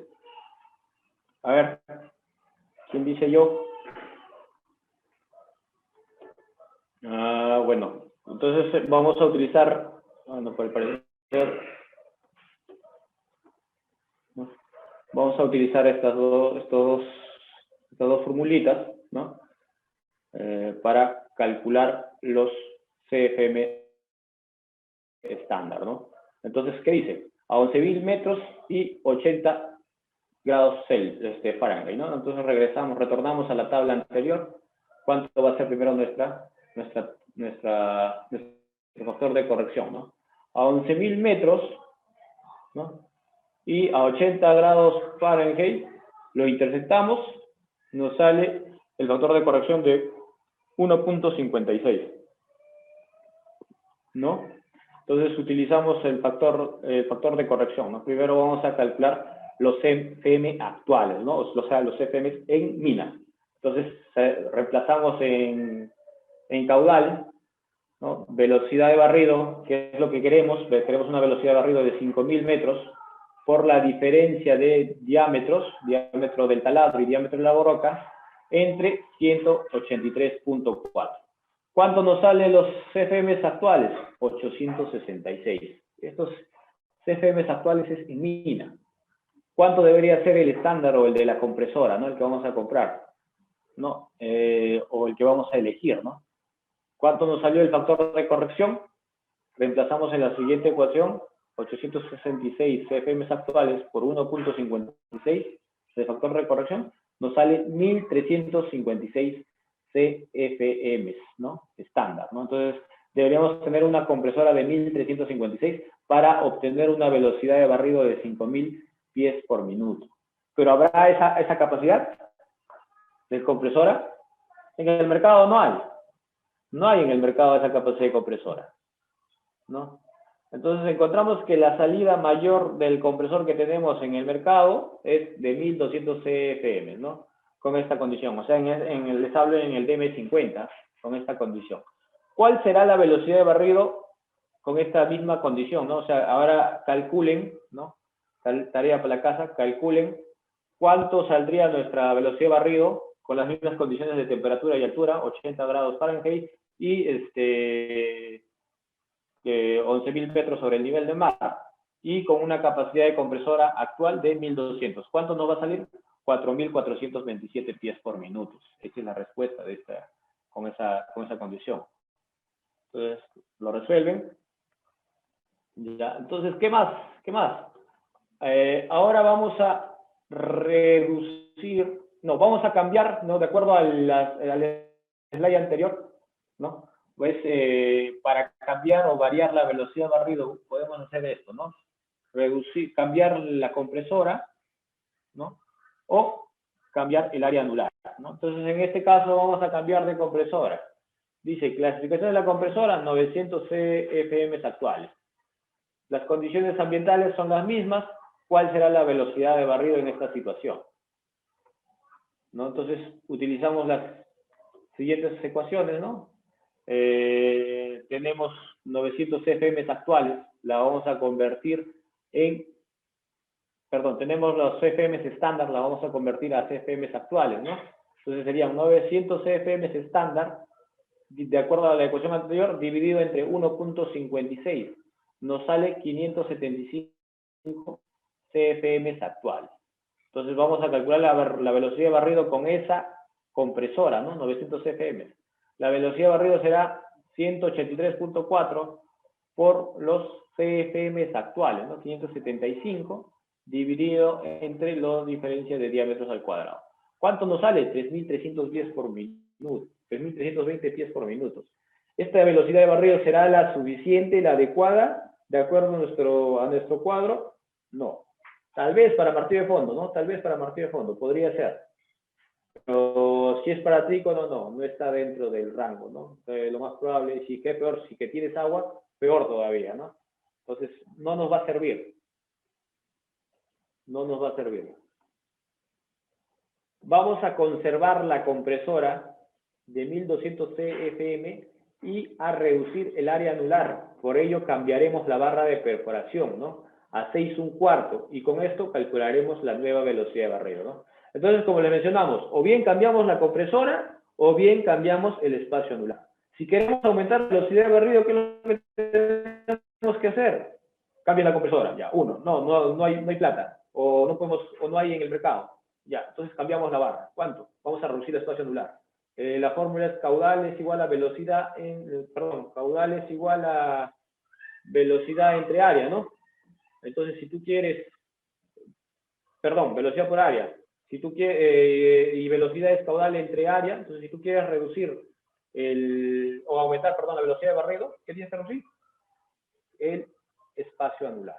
Vamos a reducir el espacio anular. Entonces, si estamos aumentando el diámetro de la barra, se va a reducir el espacio anular, ¿no? Entonces, se va a aumentar la velocidad de barrido. Entonces, los CFM actuales calculamos, ¿no?, cuánto va a ser en altura en los 8.000 metros, en los 11.000 metros sobre el nivel del mar, 2.200 dividido entre 1.56, ¿no? Y la velocidad de barrido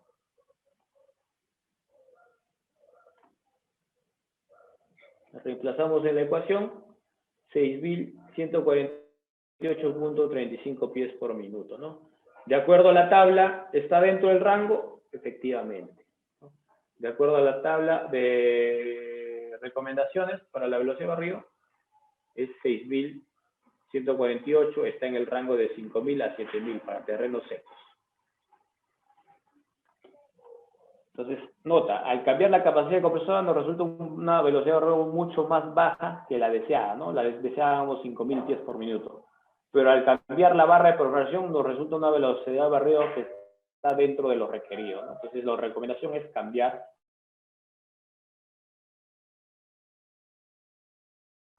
o reducir el espacio anular. Una insuficiente velocidad de barrido provoca que los detritos caigan dentro del taladro, que sean retriturados o reperforados por la broca, desperdicien energía, reducen la velocidad de perforación y aumenta el desgaste, ¿no? Si nosotros tenemos brocas tricónicas, lo más probable que va a pasar es que el cuerpo se desgaste, ¿no? El cuerpo se desgaste. Y si fuera martillo de fondo, ¿qué va a pasar? Se va a chupar, ¿no? Se va a chupar de repente, ¿no? O de repente también por la presencia de agua. Excesiva de velocidad causa que los detritos desgasten también la columna de perforación, reduciendo vida útil de los aceros, ¿no? La velocidad de barrido recomendado en martillo de fondo de 3.000 a 7.000 pies y de 4.500 a más para perforación rotativa.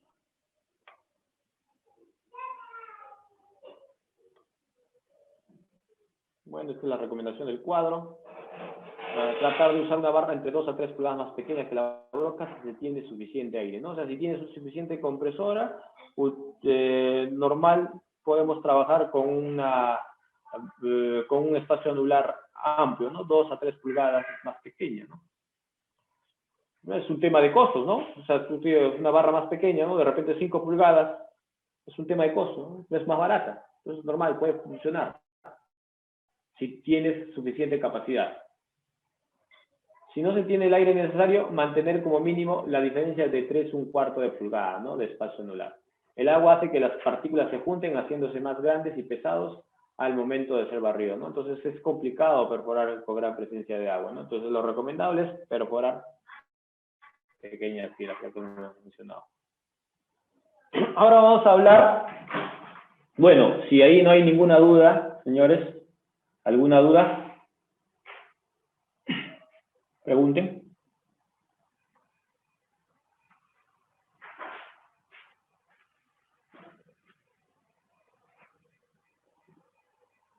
Ya para cambiar a la siguiente velocidad que vamos a ver, ¿no? Al parecer no, bueno.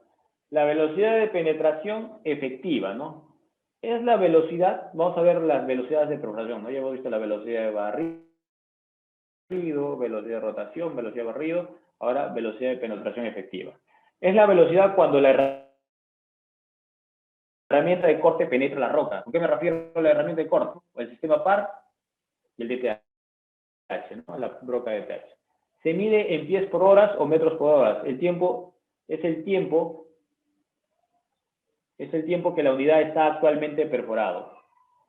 esta velocidad la podemos utilizar para comparar las diferentes herramientas de corte de diferentes proveedores, ¿no? O sea, si tú, por ejemplo, vas a calcular el TDC y todo, vas a comparar, oye, ¿cuál creo que es más barata, ¿no? Lo que hacen generalmente los especialistas que vienen a ofrecernos nuestra broca, ¿no? Los vendedores, ¿no? Los ingenieros que venden los aceros, o los representantes, ellos nos calculan su TDC de su broca, es tanto, mira, vas a ahorrar tantos dólares con esto, ¿no? Entonces, la podemos utilizar para comparar estas herramientas de corte, ¿no? Oye, ¿sabes qué? La Sandvik es mejor que el Atlas Copco. Mira, ahí está con el TDC que te muestro. Pues $1 menos. Compramos esto, ¿no? Así funciona. Es casi siempre una función de la eficiencia y la capacidad de la herramienta de corte, ¿no? Entonces, esta velocidad de penetración efectiva va a depender de la eficiencia y capacidad de la herramienta de corte. ¿Y de quién más? ¿No? ¿De quién más? De la calidad del macizo rocoso. También va a depender de la calidad del macizo rocoso. Esta velocidad, ahora vamos a ver la velocidad de penetración o la velocidad de perforación orómetros motor, ¿no? Esta velocidad se incluye en los siguientes tiempos. Tiempo en el que el equipo está perforando.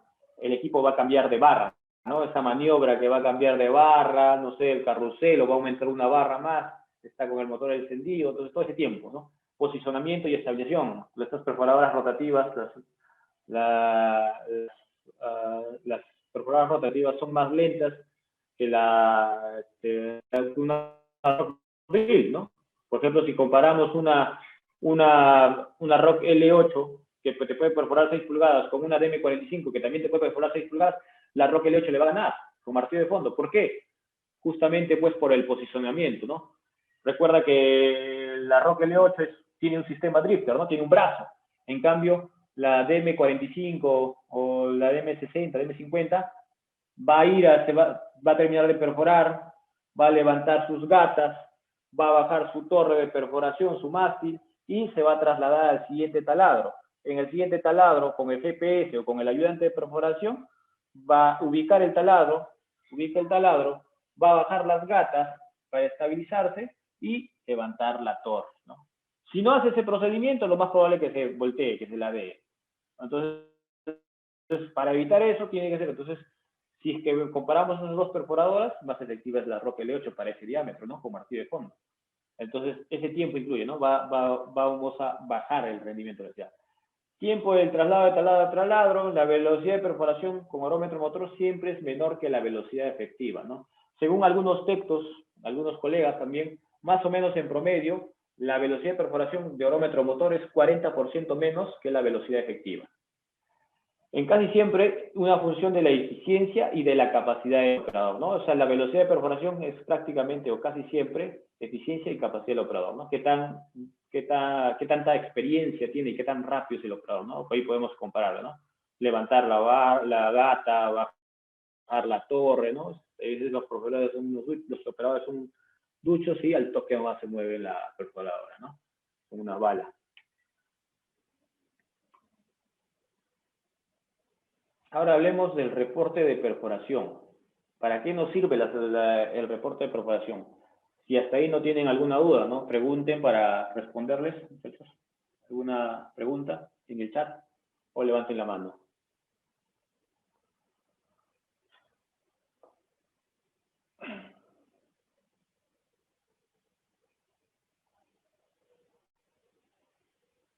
Ya. Continuamos. El reporte diario de perforación. ¿Para qué nos sirve? Es una herramienta de control para optimizar la vida de los aceros de perforación. Entonces nosotros vamos a optimizar la vida de los aceros de perforación haciéndole seguimiento, ¿no? ¿Cómo? Le entregamos su reporte, su hojita al perforista, turno día, turno noche, un llenado adecuado de este reporte, nos entrega el reporte, el ingeniero de oficina lo pasa los datos a la computadora, se crea una base de datos, maneja su macro, su Excel, genera su base de datos, ¿no? Y si los datos son fiables, son confiables, son adecuados, o sea que el operador no ha mentido, no nos ha engañado, no ha corregido, no se ha equivocado, esta va a ser una información muy buena para la toma de decisiones. Un buen manejo de estos reportes de perforación por el terreno ayudará a determinar el tipo apropiado de acero de brocas a perforar, ¿no? O sea, qué herramienta de corte podemos utilizar, qué columna de perforación, etcétera, ¿no? Identificación rápida de los supervisores de los parámetros que se están aplicando, ayuda a generar una gran base de datos para determinar la vida de los gates, eficiencia de los operadores, disponibilidad mecánica, utilización de las perforadoras, nos brinda información a tiempo para corregir cualquier error. Sirve para confrontar por tales motivos, estos datos tienen que ser fiables, ¿no? Aquí está mi reporte de perforación en el que manejábamos en esta operación en la zanja. Y puede ser infinidad de operaciones, infinidad de reportes, ¿no? La cuestión es que manejes mínimo tu Excel, ¿no? Tu Excel y tu tablita dinámica, ¿no? O filtros. Suficiente con eso. Hay empresas especializadas, ¿no? Que venden software, venden macros, venden programitas ya, porque este trabajo ya es repetitivo, ¿no? Lo puedes hacer. Como es un trabajo repetitivo, se puede programar, no hay problema. Venden software, el trabajo es repetitivo, se puede programar. Entonces, no hay problema, ¿no? Entonces, ellos vienen, te enseñan su software, te enseñan cómo lo vas a manejar. Al final es un tema de llenado de datos, ¿no? Llenado de datos y análisis de datos, nada más. No hay otra ciencia ahí. Entonces, ese es el reporte de perforación que teníamos. Voy a enseñarles. Voy a mostrarles este cuadrito que tengo.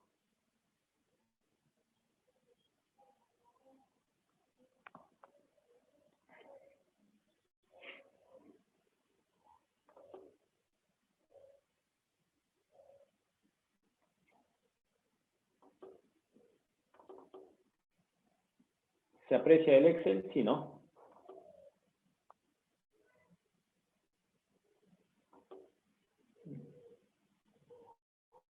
Un poquito es pesado. Claro, lo malo es que cuando trabajas en Excel y tienes una gran cantidad de datos, el problema es que va a ser pesadito, ¿no? El archivo va a ser pesadito, ¿no? Entonces, nuestra base de datos. ¿Qué podemos poner acá? La fecha, el mes, el turno, ¿no? Turno día, turno noche, qué tajo, qué banco, qué proyecto, qué tipo de taladro vas a perforar. Puede ser producción, precorte, buffer, ayuda, secundario, etcétera. Tipo de material. Este tipo de material, de acuerdo a esta ecuación, o de acuerdo a esta tabla, lo hemos sacado, lo hemos trabajado con respecto a la zonificación y a la velocidad de perforación que habíamos tenido, ¿no? ¿Qué equipo está perforando? De repente la SKF, la DM4511, la DM4513 o una Rock Drill, etc. ¿Quién es el operador? ¿No? Acá, bueno, Sergio Crisanto Chunga, ¿no? De repente lo conocen por ahí. ¿No? Número de taladros de ayuda, la malla de perforación, los minutos que se ha demorado en este taladro. Estos minutos lo vamos a calcular para la velocidad efectiva, ¿no? Código de la broca, la marca de la broca, metros iniciales, metros acumulados, condición de la broca, martillo y así, ¿no? Para el bit sap, para la barra de perforación, para el top sap, para el centralizador, ¿no? Y luego está este pequeño dato, ¿no? O resumen, en otras palabras. ¿Cuánto tiempo en total en horas? 2.15. Total metros perforados, 152 metros con esta broca, ¿no? ¿Y cuál ha sido la velocidad de perforación efectiva? 70.7. ¿No? Entonces, con esta tablita dinámica, bueno, perdón, con esta tablita o esta base de datos podemos sacar una gran cantidad de informaciones. Como por ejemplo, ¿no? Como por ejemplo vamos a crear acá una tablita dinámica, ¿no? Bueno, acá lo tengo ya creado, ¿no? Seleccionamos nuestro Excel, nuestra base de datos, vamos a insertar tabla dinámica, ¿no? Hoja de cálculo existente, vamos acá en Get vamos a trabajar, y acá al costadito trabajamos, ya, ahí trabajamos, ¿no? Ahí está la tabla dinámica. Entonces aquí está la tabla dinámica, ahí está la tabla dinámica. Bueno, vamos a poner la fecha y el mes. Fecha, mes, ¿no? De repente en diciembre, vamos a analizar la vida de las brocas, ya en diciembre. ¿Qué ha pasado en diciembre? Vamos a ver en diciembre. Aceptar. Y luego vamos a ver la broca.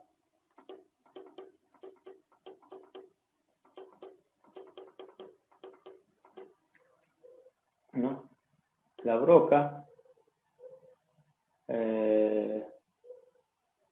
Vamos a poner mejor arriba de la broca, ¿no? No. La marca de la broca. Vamos a ponerla arriba. La marca de la broca. Vamos a escoger de repente Mitsubishi, ¿no? Una broca Mitsubishi. ¿Qué tal se ha comportado en diciembre esta broca Mitsubishi?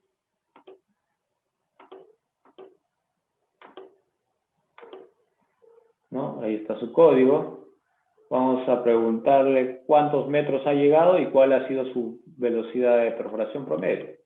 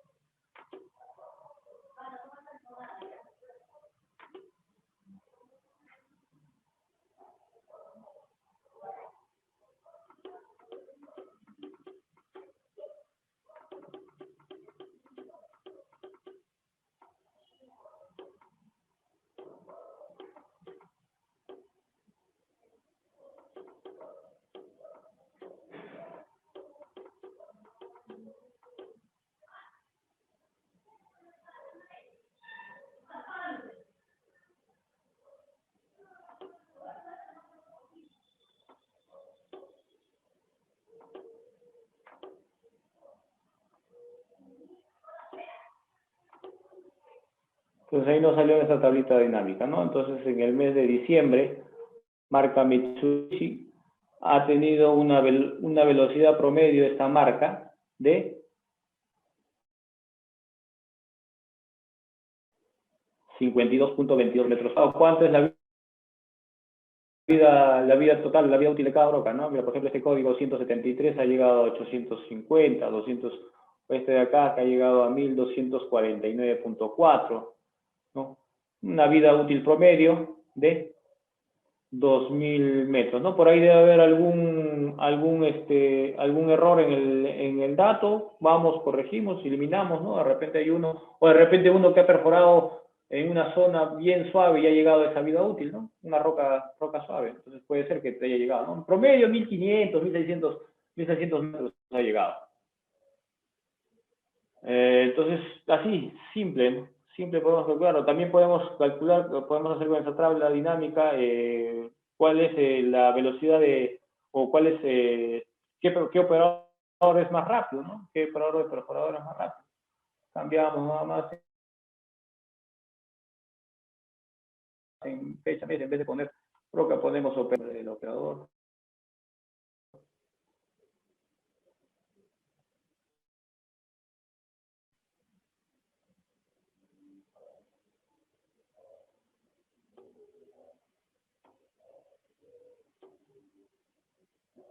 ¿No? Y ahí está la velocidad, bueno, la suma de broca lo sacamos, ¿no?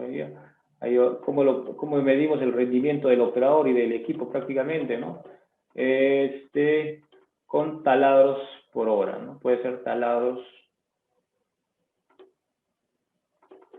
¿cuántos taladros se hace tal operador? ¿No? Acá en promedio, ¿no? Aproximadamente, ¿no? En diciembre, Andrés Valverde se hizo 8 taladros, 8.4. García Williamán, 9 taladros por hora, ¿no? 9 taladros por hora, ese sí su rendimiento, 13 taladros por hora, ¿no? Entonces, con eso más o menos yo sé cuánto rinde mi operador, ¿no? Entonces, si me ponen, no sé, una malla de 200 taladros, 300 taladros, lo acabaré en un día, ¿no? Entonces, yo, a ver, comienzo a pensar, ¿cuántos taladros se hacen por hora mis operadores?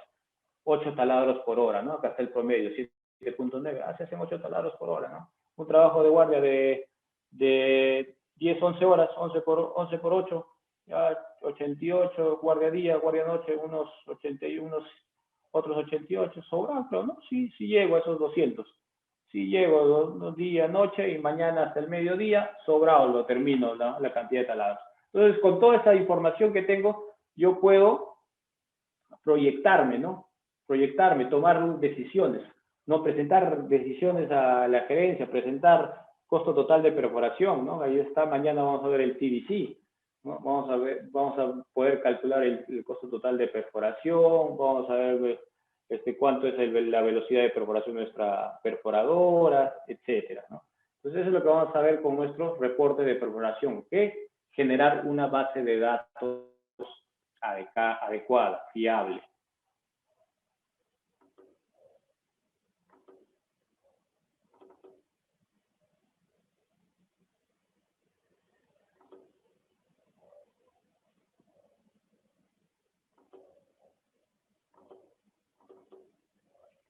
Bueno, continuamos.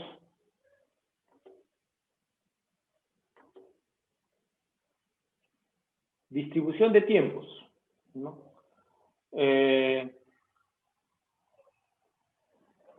La distribución de tiempos nos sirve para cuantificar la confiabilidad de nuestro equipo, ¿no? Sea una perforadora, un cargador, una excavadora, etcétera, ¿no? Pero ahora nos vamos a centrar en lo que es perforación, ¿no? ¿Cómo se calcula la disponibilidad? Horas de perforación menos horas paradas por 100 entre las horas de trabajo programadas, ¿no? Entonces, vamos a tener un cuadro de tiempo total, ¿no? Que va a ser nuestro universo, el tiempo total.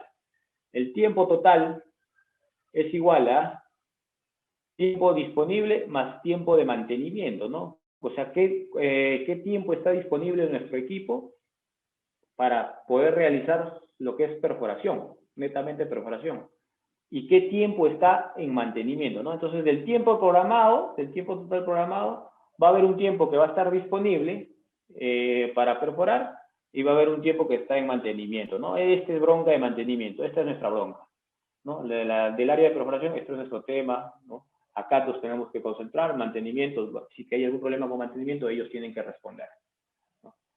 Entonces, la disponibilidad, ¿cómo se calcula? Tiempo disponible entre el tiempo total por 100, ¿no? Ahí está. Tiempo disponible entre el tiempo total por 100. Ahora, la utilización.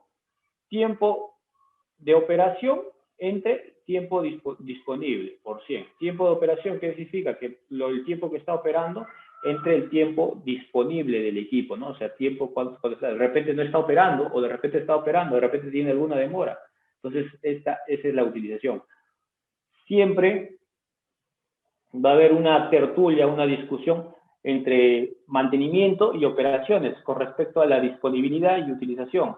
Mantenimiento me va a entregar una cierta disponibilidad, ¿no? Les dije 85%, ¿no?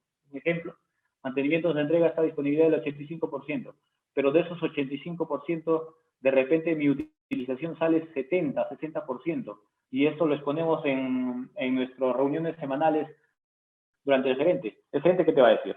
Te va a gritar, ¿no? Te va a llamar la atención, te va a decir, oye, ¿qué pasa? O sea, ¿qué está pasando en tu área, Perbol?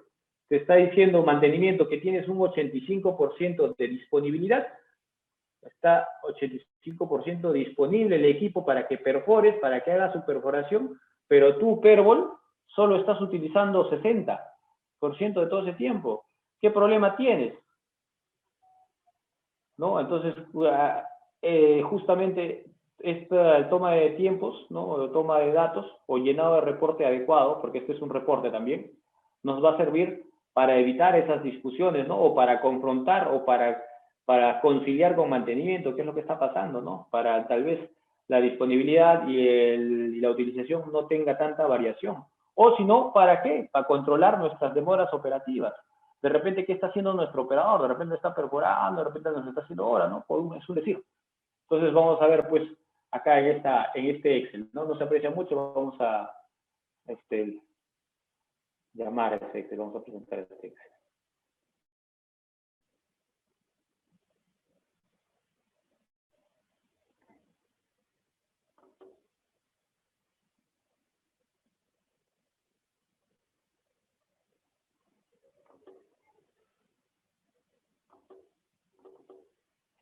Entonces ven el tiempo total, ¿no? Ven el tiempo total, mi universo del tiempo total es 1440 minutos. Eso es aproximadamente 24 horas que se trabaja, ¿no? 24 horas al día que trabajamos en mina.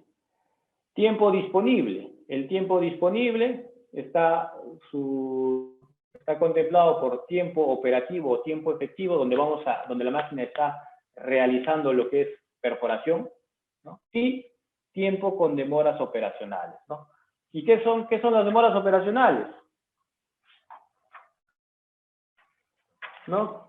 Demoras operacionales, vamos a tener las demoras operacionales programadas y demoras operacionales no programadas. Las demoras operacionales programadas, bueno, de acuerdo a este cuadro que hemos trabajado, ¿no? Este es el cuadro que trabajamos para ver la disponibilidad y trabajar en nuestras reuniones, cómo estamos, ¿no? Cómo está nuestra perforación, qué está haciendo nuestro equipo. Tenemos las demoras operativas programadas, y lo hemos clasificado desde el 1 hasta el 11, en este Excel, ¿no? Y las demoras operativas programadas, ¿qué son? Son aquellas demoras en el cual, pues, están programadas, ¿no? Dentro del tiempo total, o sea, ya están contabilizadas, como por ejemplo, las charlas de 5 minutos, las inspecciones de seguridad, el almuerzo, la cena, esas son las demoras programadas, ¿no? El almuerzo, la cena, el refrigerio, etcétera. De repente abastecimiento de combustible, programado, ¿no? Cuando está programado, 5 minutos programado, pero el tema de que espere, no sé, la perforadora se quede sin combustible y espere media hora o una hora al cisterna de combustible, que sucede, ¿ah? Sucede. ¿Por qué sucede? Hay veces, pues, operaciones prefiere atacar a lo que es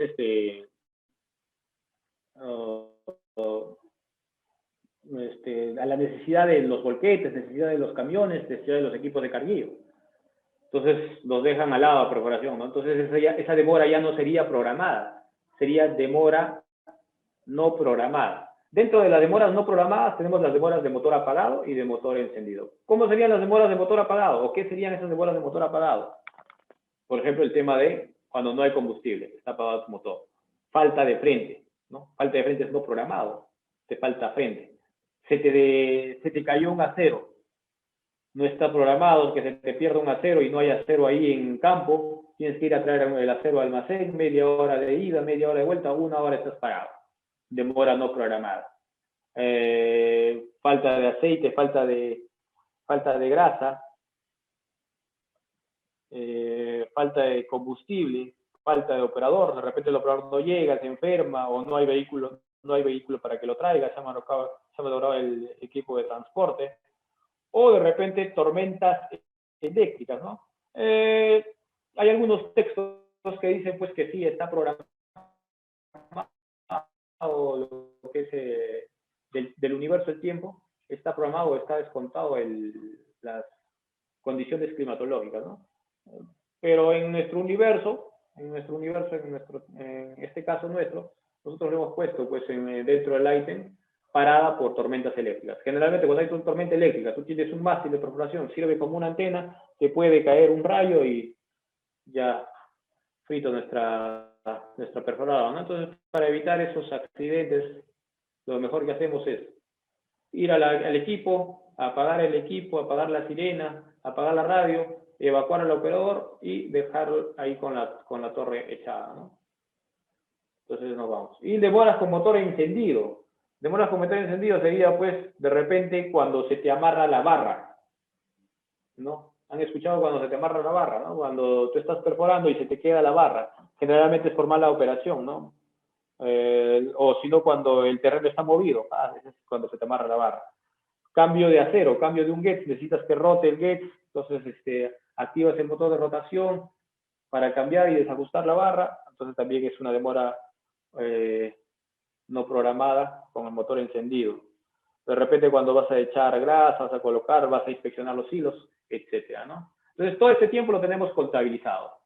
Lo tenemos contabilizado y en minutos, ¿no? En minutos. Ahí está nuestro cuadro, ¿no? Y luego presentamos en nuestra reunión semanal, damos esta presentación, ¿no? Un resumen del todo, de la semana, ¿no? Este cuadro es semanal, de la reunión semanal. Entonces, demora con motor programado 9% de mi universo, ¿no?